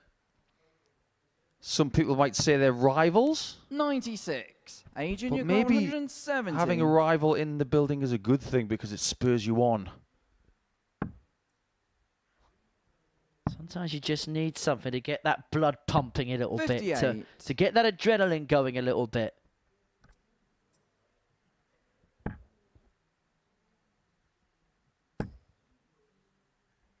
Well, so far, this game's been 60. dominated by the players who've been Adrian, against you've got throw so far. 112. Alex Spelman, 15 darts thrown in this leg and yet to get onto an out. 6 darts from here for Adrian Gray to level up. And you may only need the 3. No Oh, he's bust it. score. He's bust it. And he cannot believe it. Now that could be a turning point. He's had some close calls on shots like that over the last couple of days. But for that to happen in a 83. semi-final, Adrian, you require 112. it's almost like he knew it was going to happen. He was trying to rescue it with his shoulder at the end, and he just couldn't do it. And now he has to find a treble. He's unable to locate, and so Spelman back for 94. It's another 60. combination finish Alex, you require for the American 94. to put himself halfway towards the final. He's got to put that behind him fast. Adrian is stirring in the background. Bull. He's been given a 51. reprieve here. It's something that Adrian, can you allow him to require extinguish 52. what happened 2 visits ago. And as a dart player yourself, you'll know how Adrian would have felt about that. Knowing the error of his ways previously, he would have expected Spelman to take it. But again, a risky single, but no mistake once he got a dart and a double. He got there eventually, and look at the anguish on his family and friends' faces there. That was a puff out of real relief.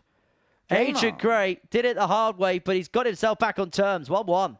Sounds like a song, doesn't it? Eddie Gray doing it the hard way. 60. A title, if you may. Well, I just wonder if Alex Spelman will feel as if that was opportunity missed. Remember, despite all that chaos, it was a leg on the Alex Spelman throw. He did all the hard work to break in leg 1. And then he's let it go straight away. And so, effectively, it's as you were, but a better 5. 44. These guys know a thing about best of 5. They've both played at Alexandra Palace. Spelman, just a few months ago, Adrian hasn't played there since 2009. It was actually at the end of 2008, but in the 2009 championship. Team Ireland? Where are they from? Let me think.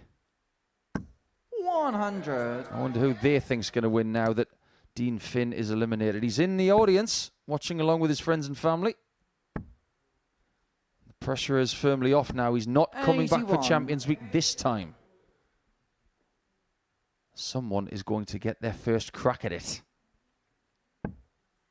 So we will have in this series more people in Champions Week who've never been there before than people who are coming back to it. Enjoying the crack is Dean Finn. 60. Of the people who have won a week and are back in Champions Week before, we're not talking about people who have won 1 or 2 titles. We're talking about some of the greats. Scott Taylor, Derek Coulson, Neil Duff. Chaz Barstow's now on 3 weekly titles. It's an incredible cast list for next week.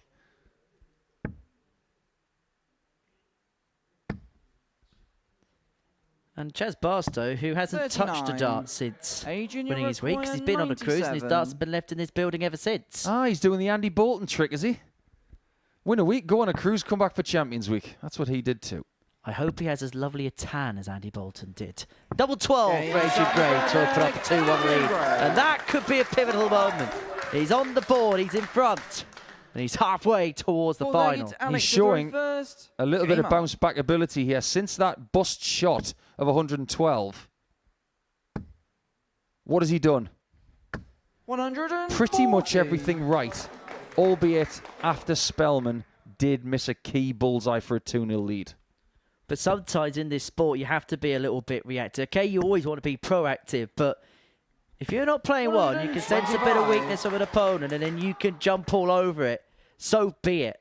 And we do get to the point of the week now where, yes, you want to play well, but it's just all about getting the W. Look after performances later.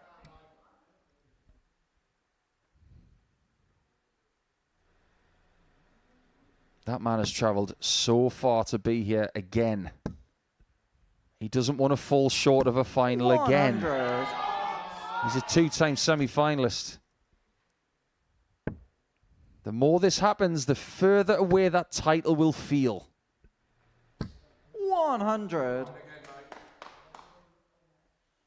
Adrian Gray is 10 out of 16 on the doubles tonight. That is bordering on outrageous. World class finishing that. 32. Better than that. World class is 50%. Luke Littler is the first person in history to have completed a world championship and won it with better than 50% for the tournament. 100. Adrian Gray's percentage is better than that tonight. I know it's a very small sample size, but it is a little indicator as to how well he's playing. It's not quite red pen, but Alex Spelman leaving himself on 101 after 12 to level this game up at 2-2. But he may have to take it out because Adrian Gray has put his foot on the throttle. Maxi there to leave himself on 64. We're at the biggest point of this semi-final so far. Huge passage in play. Spelman can't take the 101. Gray should get a dart for 3-1. 54. Adrian, you require 64. Is this getting away from Alex? It's dependent on the doubles, of course. 1 dart at double 16 to keep it perfect on the outer ring in this match. 32. We said this was the biggest passage in play of the Alex, contest you so far. require Gray's missed a 47. dart to leave 3-1. Spellman's back for 2 apiece, and he's going to get 2 in his hand at double 14. Wasn't the intended target, 40. but couldn't find either that or double 7. Adrian, you require He wanted tops. 32. He didn't get it. And I think he was flummoxed by the fact that he missed the intended single.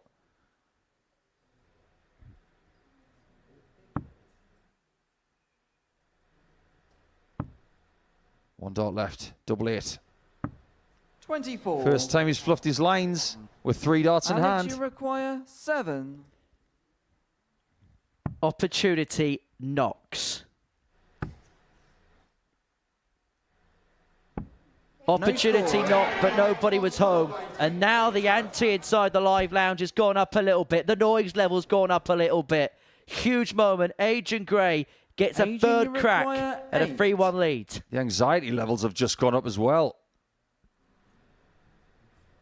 I don't think I've ever seen Alex Spelman so hacked off.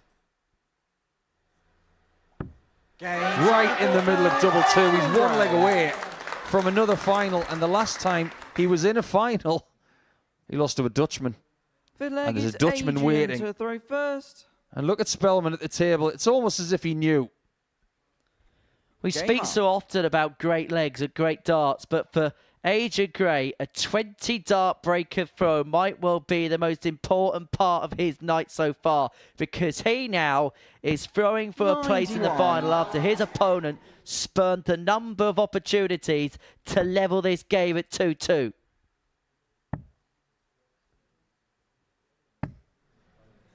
$98. Alex might have to catch that flight in the morning after all to go transatlantic. £80 is a taxi fare from here to Heathrow Airport. 60.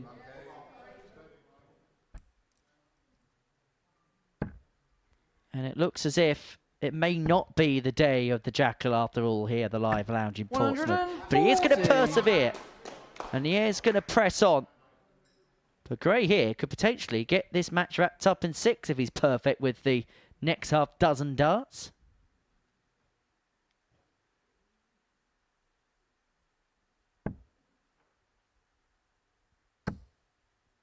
It's on.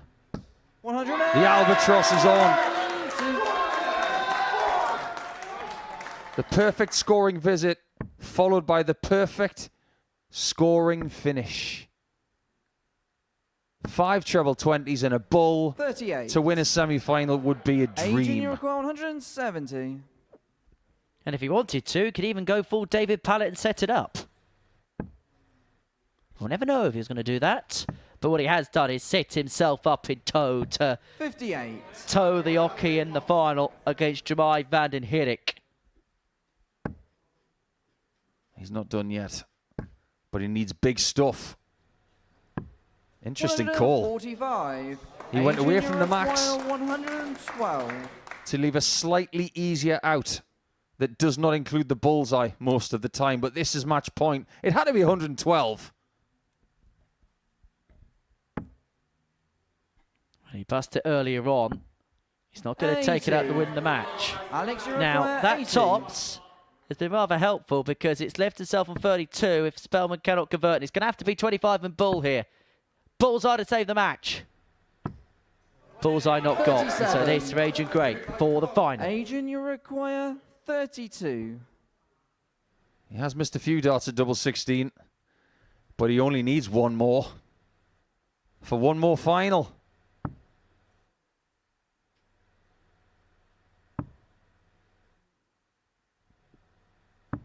He's got it! And Adrian Gray is back in a final.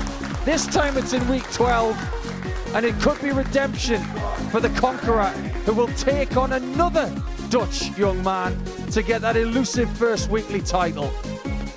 He's watched on by Carl Wilson, who came up short in week 3 against Sagansky, but Adrian did not come up short here. Who beats Alex Spelman, the man from the United States, by 4 legs to 1.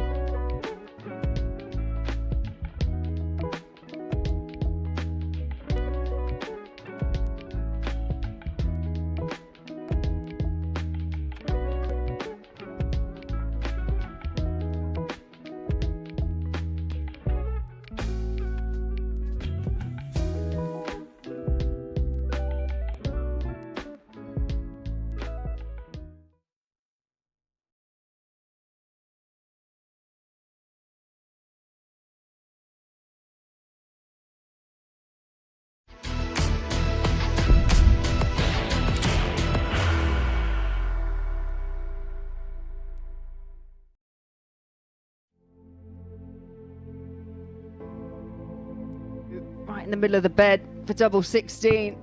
Double 16 is found. Wanting to make people proud, I think I might just have done that. Again, just going through the process. Game shot. But it's Van Velzen, it's the line. I'm very happy and to lift the trophy. Gansky, cometh the moment, cometh the hour. My plan was going to Saturday, and then Saturday we'll see what's happened. But now I'm the winner, so I'm going back. And it's game, shot, and a match. I just absolutely love coming here. Because I've been here and done it so many times, it puts that bit of pressure on the opponent. 32 for the title. Graham Hall. I know how tough it is down here, so to get that on your CV, yeah, I'm absolutely buzzing this week. One further away, got to go in. He goes inside, Scott Taylor wins it. Yeah, I think this means the most to me because it's been hard work for nearly a year. It's 6 of the best. Yeah, it's the big one. It's the one that's eluded me the whole time. That's my Moby Dickness of sorts, like. And first time is the charm. Yeah, I'm going to go there and hopefully smash it up. On Group A, Monday to Wednesday. And being a part of that group, if you will, again, means the world to me. And it's champion Chad Barstow. I know my game's up there with anyone's game. If I can just continue it, I know I can achieve big things. To upset the apple cart. And upset it he does. Huge opportunity, and I need to grasp it while I can.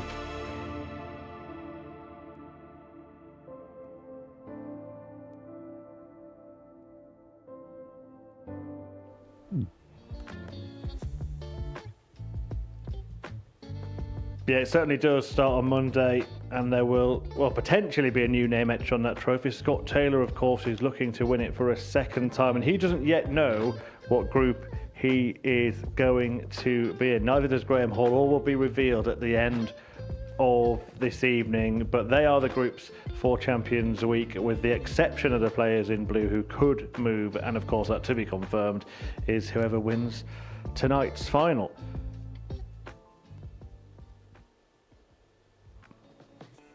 And in that final, it's going to be a meeting between Vanden Herik and Adrian Gray, both of them with dominant wins in their semi-finals. Myself and Paul Nicholson will take them one by one. And it was a total reversal of what happened at the end of the group stages for Dean Finn, wasn't it? Just couldn't get going. Jamai produced his best performance of the night. Yeah, I think it's about timing, isn't it? Dean was very spirited. He looked really good in his second game of the night in order to win his group.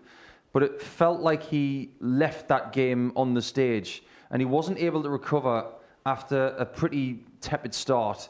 But Vanden Herik, he's just someone who knows how to win. He's won on the development tour, he's won on the challenge tour, like Henry was mentioning earlier, and he dearly wants this title. So it felt as if his second game of the night was something he would just let go.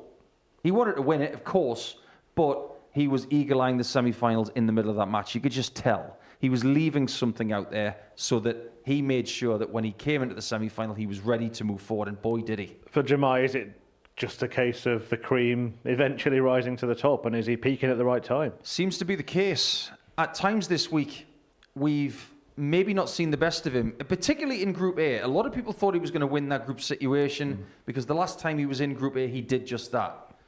And when it came to going into Group B, we thought, well, surely we're going to get something more from him. We did. We got plenty more, and he was dominating that group. When it came to winning his first game tonight, he got that, and he was through.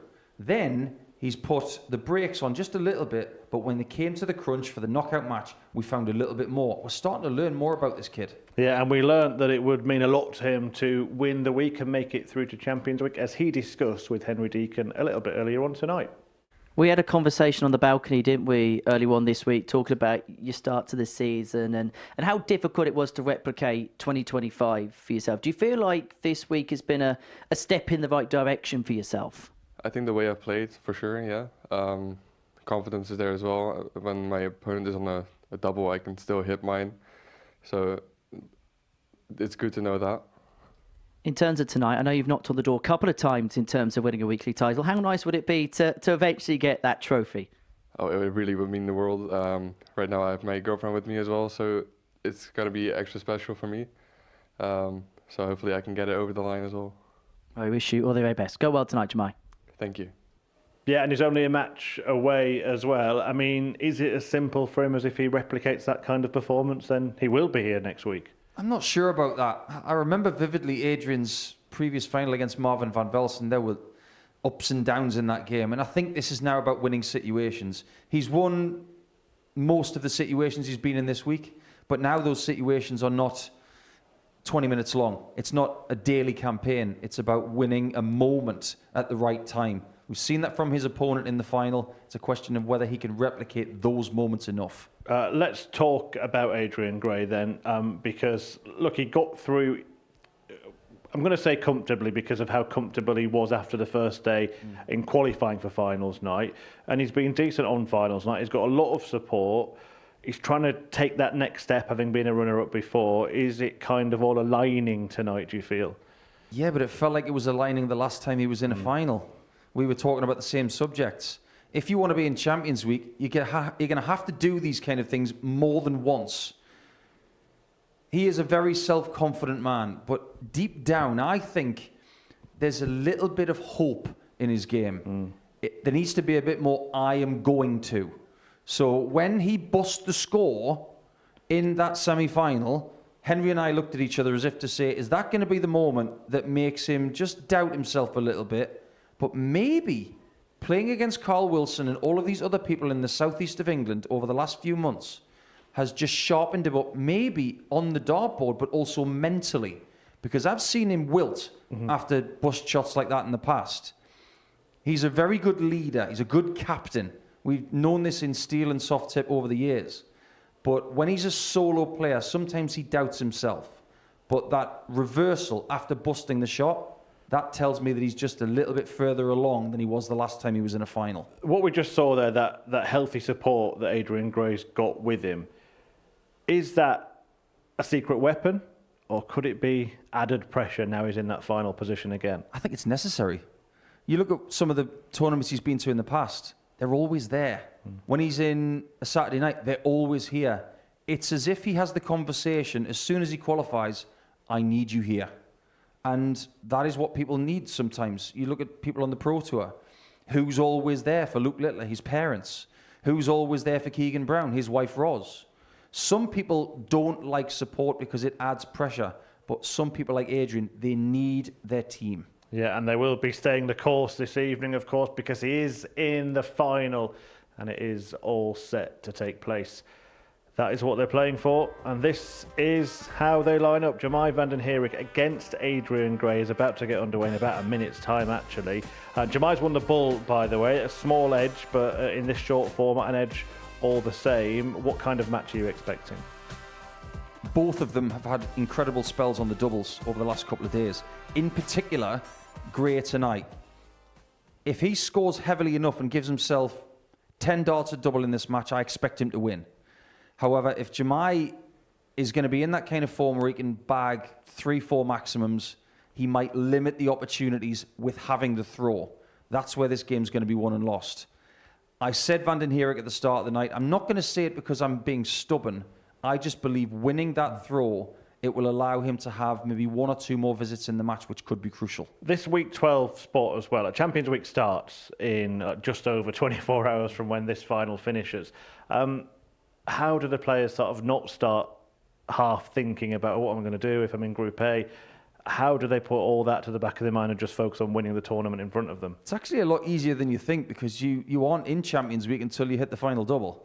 Ask Scott Taylor, because in Series 6, he played all week long. He played Group A, Group B, and on the Saturday night, 6 days of carnage. And then, after Week 12 was finished, he was playing Monday morning. And he didn't want to. But it worked out pretty well because he won the series. If Vanden Herik wins tonight, he's got the same problem because his average is quite high. He might even be in Group A again. So let's find out and see if he gets there. Well, let's find out indeed, shall we? The final is set. It's about to get underway, so without further ado, let's play for that final place at Champions Week.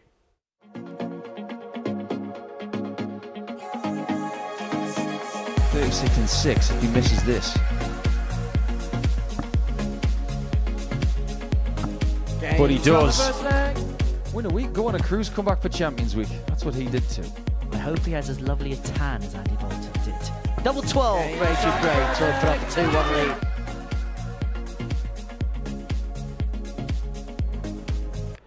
Well, it is a game of numbers, isn't it? This sport we all love of darts. And on week 12 of Series 13, 12 players came, 6 made it through to finals night. Now 2 remain, but only 1 can take the last spot at Champions Week. Will it be Adrian Gray or Vanden Herik? We will find out in the final match of the Uniform Series before the grand finale gets underway. Talking you through it are Paul Nicholson and Henry Deacon. Yeah, thank you very much, Murph. Vanden Herik, the 23-year-old from Alblasserdam in the Netherlands, is hoping to extend his stay in Portsmouth, UK by another week. As Adrian Gray, who is looking to cross the ticker tape for the very first time, the 45-year-old from Hastings in Sussex. Well, we know that we're going to get a new weekly winner. Somebody's going to lift that trophy, have the medal around their neck for the very first time. And whoever does win tonight will be back next week for the biggest title of their careers. In steel tip, at least, anyway. George Baker, the man in charge of the action. Thank you, ladies and He's gentlemen. going to call forward Jemai Vanden Herik, who won the bull-off. The only game of the week where the players participate in such an exercise to establish who throws first. He won that. He has the honour. But who is going to have the final honour and who's going to throw the final dart of week 12? 104 games in a week. And this is the first game they've played. Isn't that amazing? 57. Apart from the one in the group earlier tonight. Which saw Adrian Gray win by 4 legs to 2. It was a decent affair. Both players averaged in the high 80s. Adrian 88.09. But it was his doubling. That was the big difference. Jemai Vanden Herik had opportunities to win that game. Was 2 from 11 on the double. Should have gone 3-2 up in that particular contest. Didn't. 60. Adrian 4 from 5 on the outer ring. That was the key difference in that particular contest.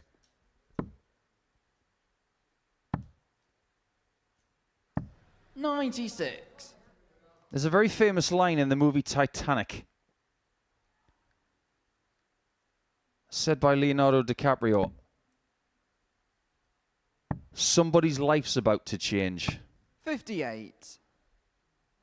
I don't think I'm over-egging the omelette whatsoever, because let's face facts. When they signed up for week 12, they had the challenge in front of them of trying to win a week. 121. That's the same as anybody.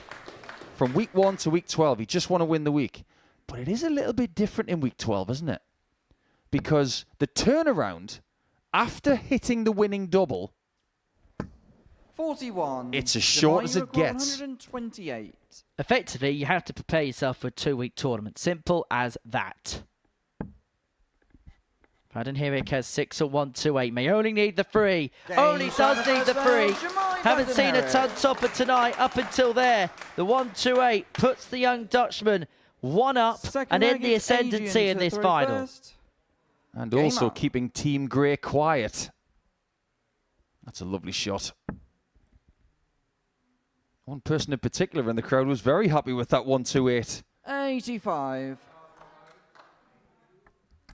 It's always going to be difficult in a short format game like this, with so much on the line, to break an opponent like Vanden Herik. 96.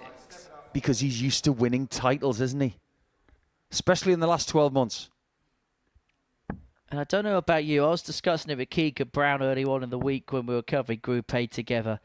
I think one of Jemai's best traits is his temperament. He doesn't get too high when things are going well. He doesn't bog himself down when things don't go great. He's got a great level-headed approach about this sport. And when it comes to those crunch moments, it's that coolness under pressure which could be a key difference for him in this final.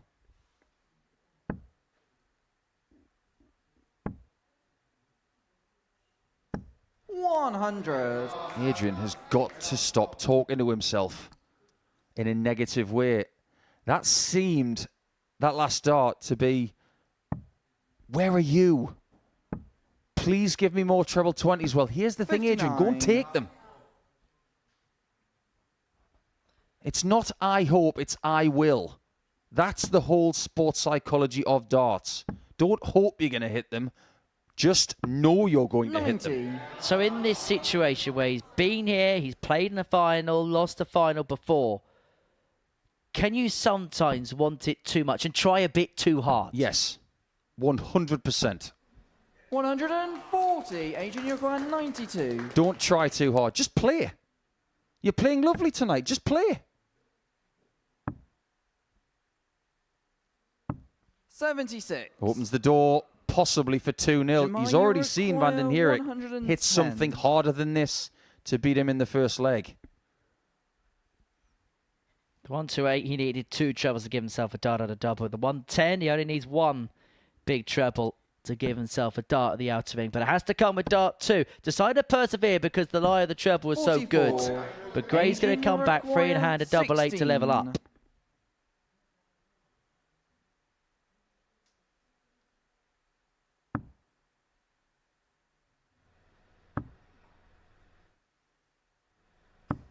No score. The pain can be seen Jemai, as well as felt 66. on the stage. Ironically, Adrian Gray, a man from Hastings, could have a 66 hit against him. Double 12. Game shot. You can't give this guy shots at doubles. Over the last couple of days, he's been like an assassin on the outer ring. Third leg, it's Jemai to throw first. Well, that small pocket in the Jemai corner are really beginning to get excited. Their man 2-0 to the good. And all of a sudden, the loud vibrancy of the Grey Army is just beginning 96. to quieten a little bit. They know their man's in a bit of trouble here. They might be getting deja vu of the last time he was in a final. Marvin van Velsen was too strong on that occasion. But that 77. was in Series 8. That was quite a long time ago. 10th of August 2024, to be exact. 58. If you're in this spot, how do you respond? You have to have a reset button, even in a best-of-7 match. You've got to find a way to get yourself back to square one, to start again. If you've had things that have gone wrong in the first couple of legs, you've not necessarily got to forget them. You've got to make sure they don't affect the future. 93.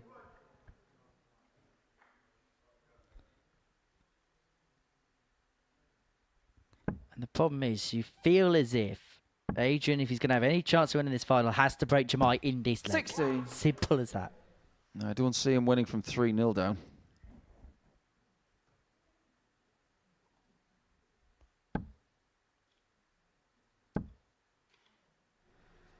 $140. He's looking rather assured, and that's the first time we've seen a little bit of emotion from him. I have to say that Jemai is finding his best stuff as the week's coming to a close. Averaged 92.5. Really good performance Jemai, against Dean Finn in the semis. Averaging here just a shade under 95, yet to miss a dart at a double. And he's looking for a second ton plus checkout here. Unable to get.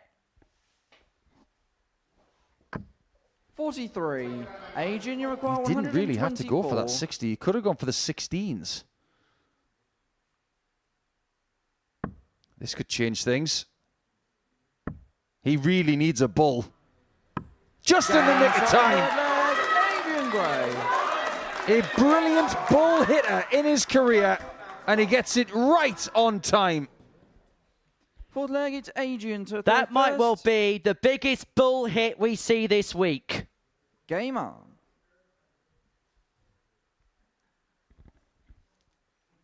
Here's a bullseye specialist. He's done it in his soft tip career. Sometimes those laser eyes of his 140. zero in on the center of the board better than most people on the planet. Boris Krutchmer's like that. Paul Lim's like that. Royden Lamb is like that. 100. They see a bullseye, then all of a sudden the world slows down.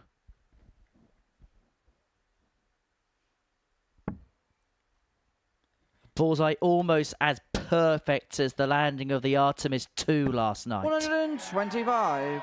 Starting to feel something now, and all of a sudden Team Grey are more vocal. And at the minute, Adrian Gray looks as if he's beginning to play darts of a different planet right now. Jemai Vanden Herik has had a bit of a bump back down to earth. This final is very quickly changing face.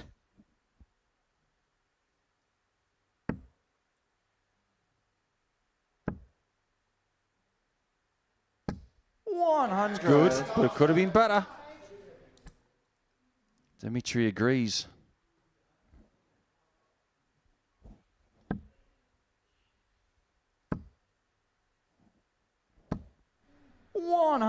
Same thing, really. That could have been better as well. It does get him to a finish, but it's advantage Adrian.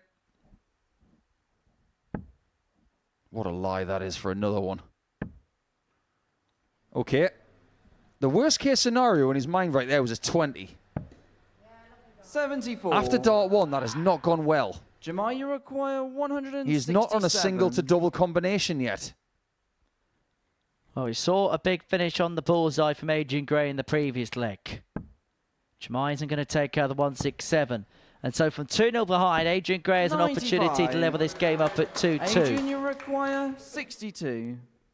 He dearly wants 2 darts at double.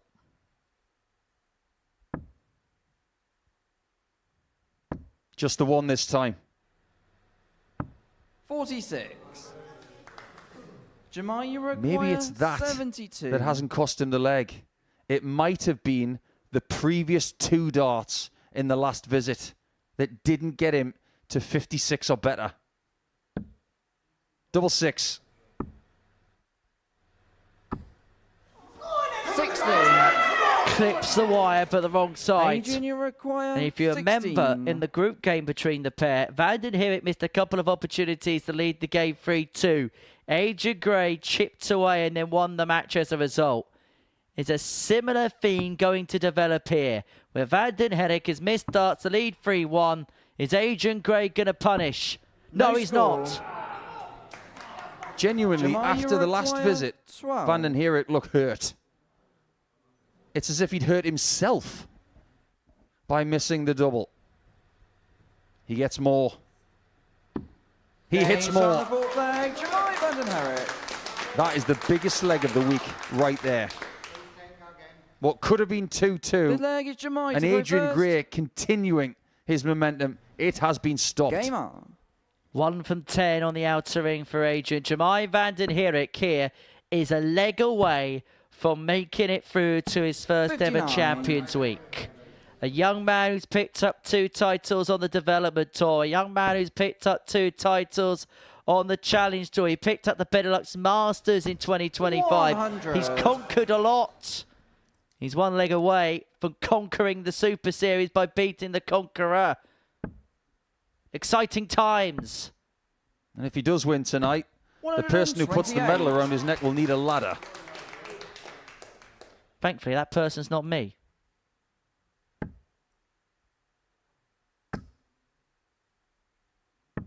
$85. Still advantage the Netherlands.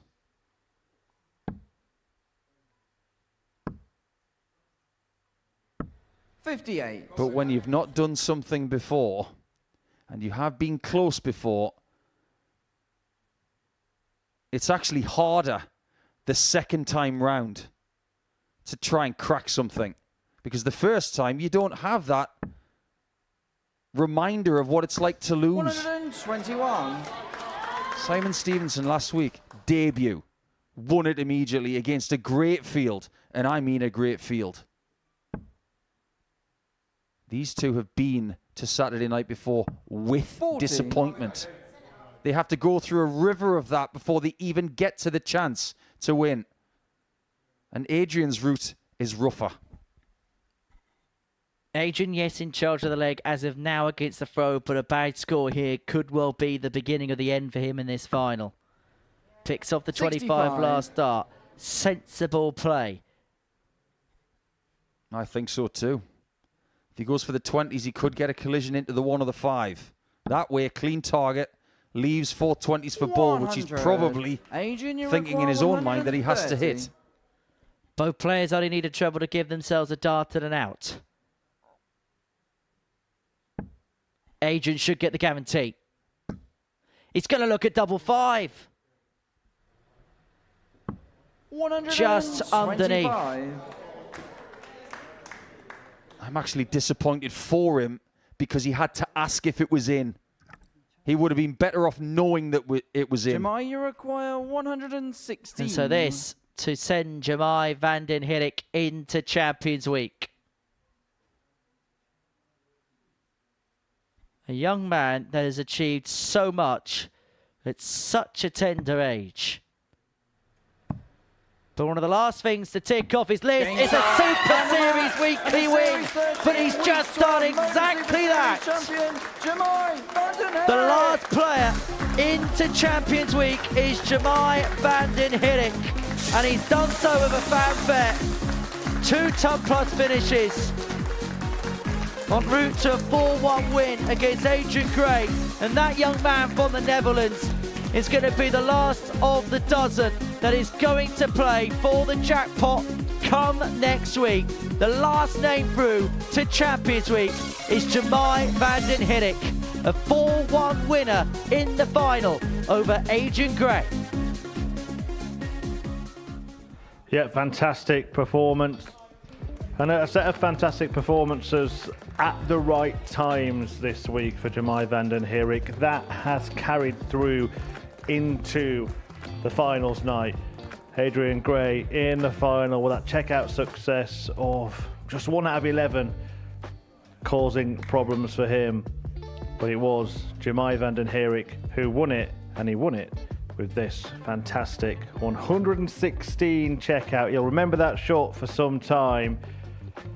He was the favourite before the night started, but he kind of defied the odds in some ways. He's had to play against the audience in 3 successive matches en route to lifting that.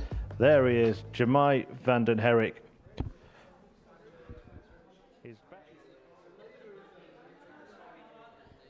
Well, ladies and gentlemen, after a fantastic night of darts, it is now time for the presentation. Would you please show your appreciation and your support as we crown him for the very first time a Modus Super Series weekly winner. It's Vanden Herik.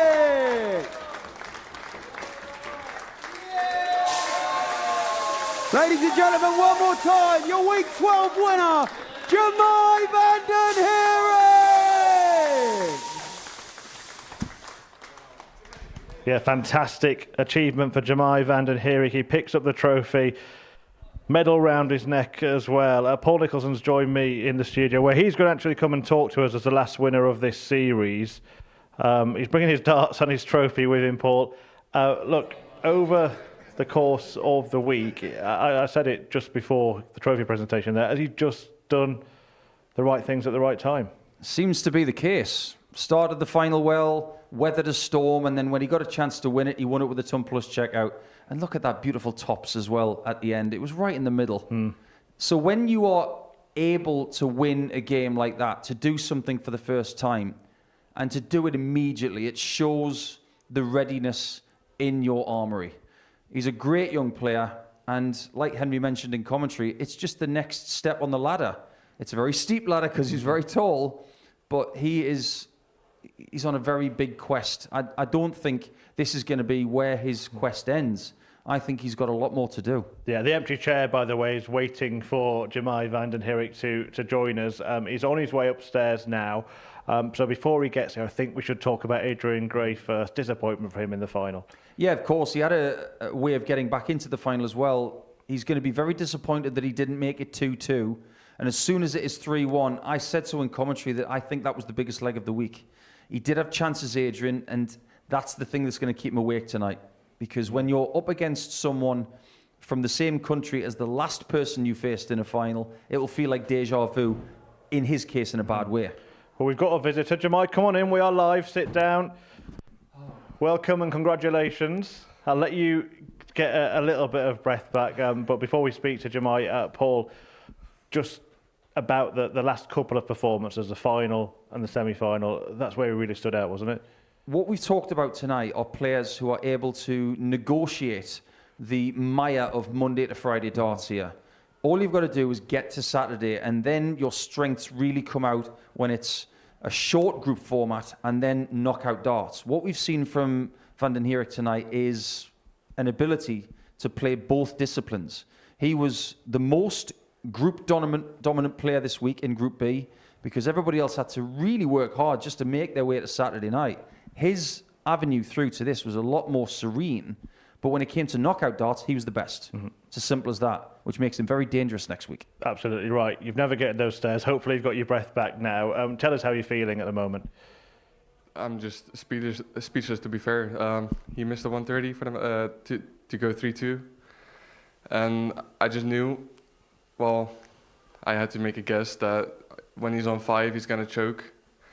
So in my head, I had two opportunities for 116. which I took in one shot, and just it's flabbergasted. This is that moment. You get the 116 checkout to win the game. When it goes in, and it was a really perfectly pitched dart, wasn't it, as well? When it went in, what was the immediate feeling? Just unbelief, to be fair. I've been playing really good. Group A was ups and downs. Day one was good, and then it was just a roller coaster, to be fair. But then in Group B, I started showing my game again, which I wanted to in the back of my head, just to play my game and to win games and qualify for Saturday. That was the main goal. But then I actually win it as well. And that's just unbelievable. Yeah, and it changes your plans, of course, for the next week. Obviously, you're going to be in Champions Week. But just in general, regardless of what happens next week, how important could tonight be for you for the rest of the year? It could probably be a big change because now I'm more confident. I'm taking shots when my opponent is on or a double or a two-darter. So if I can keep that in the back of my mind, I'll probably be dangerous for the rest of the year. Next week, I don't even know in what group I'll be. We're about to find out. As we're on standby with it. They're working it out in the back room as we speak. So we'll let you know by the end of this interview. Have you got a preference? Would you rather you were playing in Group A, or are you kind of hoping that you've got a couple of days off? There's not really a preference, to be fair. If I have tomorrow off, that's fine, and then play again. I don't mind. I'll just have to call my work in the morning. That's going to be fine anyway. That's a good problem to have. I mean, Paul, you did say in commentary that it could be very significant tonight, this success for Jemai. Yes, because what we've seen from people who win early in the year, it does set them up very well for the year. It's not just the financial gain of, in particular, if Jemai wins next week, that's £30,000 in 8 days. I mean, what job provides you with that if you're not a social media superstar or a top-level sports person? This is amateur darts. You can get 30 grand in 8 days. That is not just year-changing. For some people, that's life-changing. So when you are working alongside playing some top-level darts like this, it can give you the freedom to pick and choose what you want to do. But in Jemai's own words, it establishes confidence for maybe even 6 to 9 months. And who knows what he could do after this? I'm going to be a little bit rude here. I'm going to have a conversation, but not with either of you two, because my producer's just told me in my ear what group Jemai's in, but I didn't quite hear him. So I'm just going to have that conversation. There we go. Group B is what group you're going to be in next week. So do you immediately know what you're going to do? Is that phone call to work allowed to wait? Are you going back to the Netherlands and then returning to the UK, or have you got all that to work out? Yeah, I'll be going back to Holland again, have a couple of days of work then, and then I'll be back on Thursday and Friday. Okay, well, let's have a look then at the finalised breakdown for Champions Week. Paul Nicholson, give us your reaction to these groups. Well, Group A is just ridiculous. You've got Coulson and Barstow, and you've got Graham Hall, all serial winners, and then you've got Stevenson, who I'm probably certain in saying that when he won week 11, he probably didn't even think he was going to be in Group A. He would say, stick me in Group C like I was in week 11, but we're going to have to wait a few days to see Neil Duff against the Dutch representation. They're both going to be in Group B. That's got a nice ring to it, so he doesn't have to speak English all the time in the practice room. He can actually speak in his mother tongue, which is quite nice. Yeah, I do believe it's done by averages, of course. I do believe you're the 7th highest average, so just missed out on Group A, but you're in Group B. The former champion, Scott Taylor's in Group C as well, so that'll be interesting to see if we have the opportunity for another name repeated on the trophy, because, of course, only one man's done that, and we know who it is. Yeah, I'm trying to figure out in my own memory whether Scott Taylor's played Group C in a Champions Week. I know he's played B, and I know he's played A, so for someone who's been ticking things off his list ever since we came to Portsmouth, that might just be another thing for him to do. But he's been particularly emotional throughout this series, maybe thinking about quitting the game, but winning earlier in the series has got him back. So really looking forward to seeing Scott in Group C on Thursday. In terms of coming back here next week, what kind of level do you think you're going to need to be at? Because Champions Week is a level up, isn't it? I think the level I need is the level that I've played from Group B.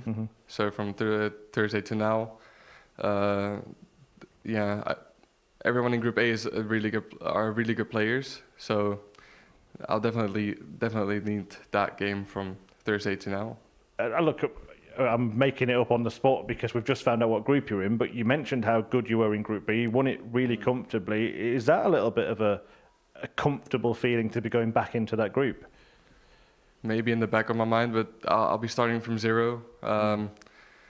There's going to be 3 days that I haven't played at this level, so I wouldn't know how to feel about that.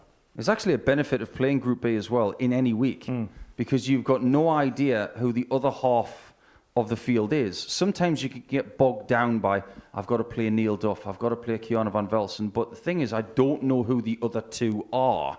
So why think about it? So it's less thinking time about when I play this person and this person. The people in Group A now, because they know they're going to be there, their minds are going to be churning for the next 25 to 26 hours thinking, right, how do I play against Nathan Potter? How do I play against Graham Hall? He doesn't have to worry about two of the people because he doesn't even know who it's going to be. Absolutely. Look, one thing I want to ask you about tonight, actually, is I think it was your last 3 matches. You were playing players who had quite a lot of support in the crowd. How do you sort of block that out and keep calm and just do your thing? I'm just not thinking about the noises that's around me. So I'll probably be throwing when it's quiet. Then I'll be going to the hockey and then I'll throw my 3 darts. And that's just going to be on repeat. These players are given a venue that is deadly silent from Monday to Friday. And if you've been here a few times, it's a really good place to learn your craft, to try and block things out. We do sometimes hear traffic from the outside and the odd siren and the odd bit of noise. And sometimes in the springtime we hear the birds. But if you can ignore all of that, you can ignore about 8 or 10 people in the crowd when they're supporting someone out there. So this is a really good learning ground. Yeah, certainly did. Well, what's the plan then in terms of preparation? Again, I know you might be having to think of it really quickly, but what will you be doing between now and coming back on Thursday? Well, maybe there's going to be a competition match in between, so team leagues. I'll just be practicing every day. Well, 2 or 3 days when I'm home. So hopefully that's going to go well and I'll be back with the same kind of form. Well, look, congratulations. You have made it through the Week 12 winner, which means we'll see you again next week. We'll see you again next week as well, Paul. Let's just remind you then of that lineup one more time for Champions Week, which all gets underway on Monday. Group A features Derek Coulson through to a 6th straight Champions Week, Nathan Potter, Jack Drayton on debut, Chaz Barstow, Simon Stevenson and Graham Hall. Vanden Herik joins Group B with his fellow Dutchman Keanu van Velzen, with Neil Duff in that group as well. Radek Jaganski in Group C with Steve Green and the former Super Series champion Scott Taylor. And there is plenty coming up on Pluto TV. Right after we end, we're going to preview International Pairs 3, which gets underway the following Monday. Great lineup for that as well. But it's all about Champions Week at 9:30 a.m. on Monday morning. Do not miss that. Set your alarm clock. And finals night will take place on Saturday, 7:30. I think it actually might be 7 o'clock next week. We'll confirm that for you. International Pairs 3 gets underway on the 20th of April. But tonight, it's Jamai who's done the job and he's through to Champions Week. Good night.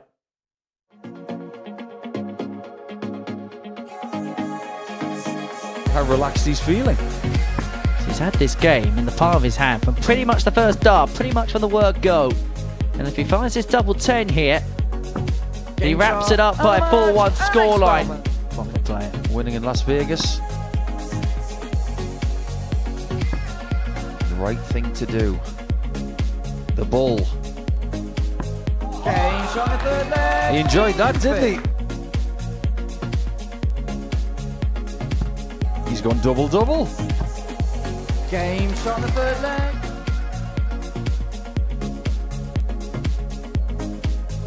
.36 and 6 if he misses this. Game but he does.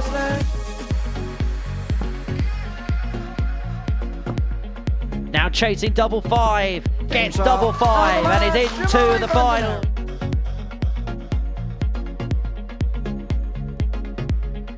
Win a week, go on a cruise, come back for Champions Week. That's what he did too. I hope he has as lovely a tan as Andy Bolton did. Double 12 for Adrian Gray to open up a 2-1 lead. He's got it!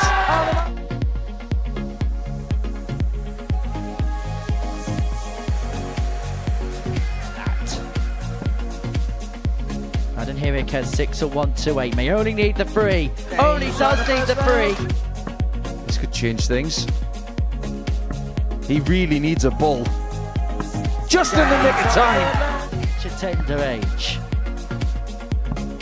But one of the last things to tick off his list is a Super Series weekly win. It's Jamai Vanden Herik!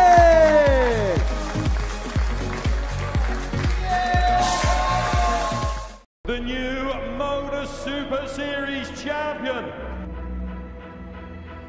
Oh my word! It's another incredible moment tonight.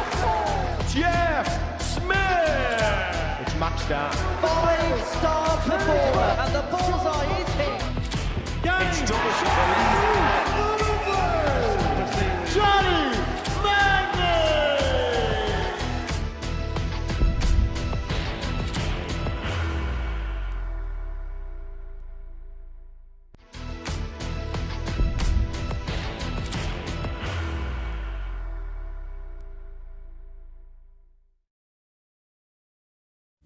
You will be disappointed with that. He wanted to have Graham one dart. requires 20.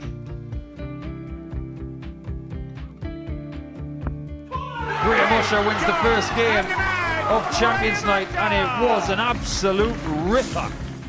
He hit one of them on tops. He missed one on double 12. Which one is it? It's the hit! Outside opportunity for Andy Hamilton. Van der Velde should be getting a match start again here. He's already had one. Mr. Dart at tops for the match to win 4-1. And the Dart at double 16 gets the job done there for Jürgen van der Velde. He gets over the line with a 4-2-6. Did he go for tops, or did he just overshoot the single? Jimmy doesn't care. Jimmy just looks to eat this up to make the semi-finals for the second time. Adam Kaplas has been eliminated.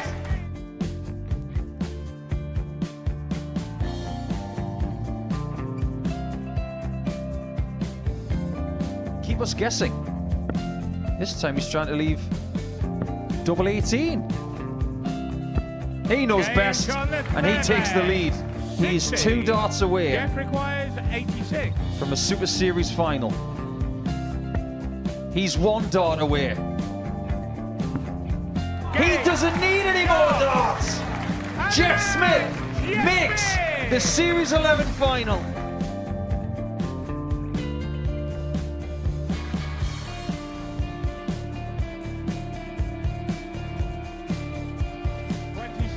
Is Usher losing his cool a little bit here?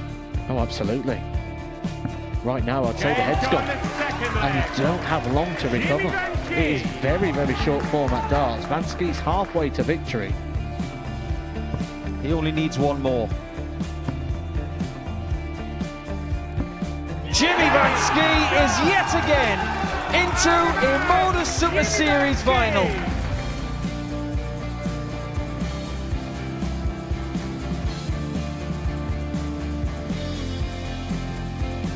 Flashback vibes. Can Jimmy Vansky do the same? Just needs the one treble here on the 19s. Finds it. For the ball. 101! Oh, unlucky. A lot of pressure on it. He's going to split it. 2 darts for double 4 for the match. Game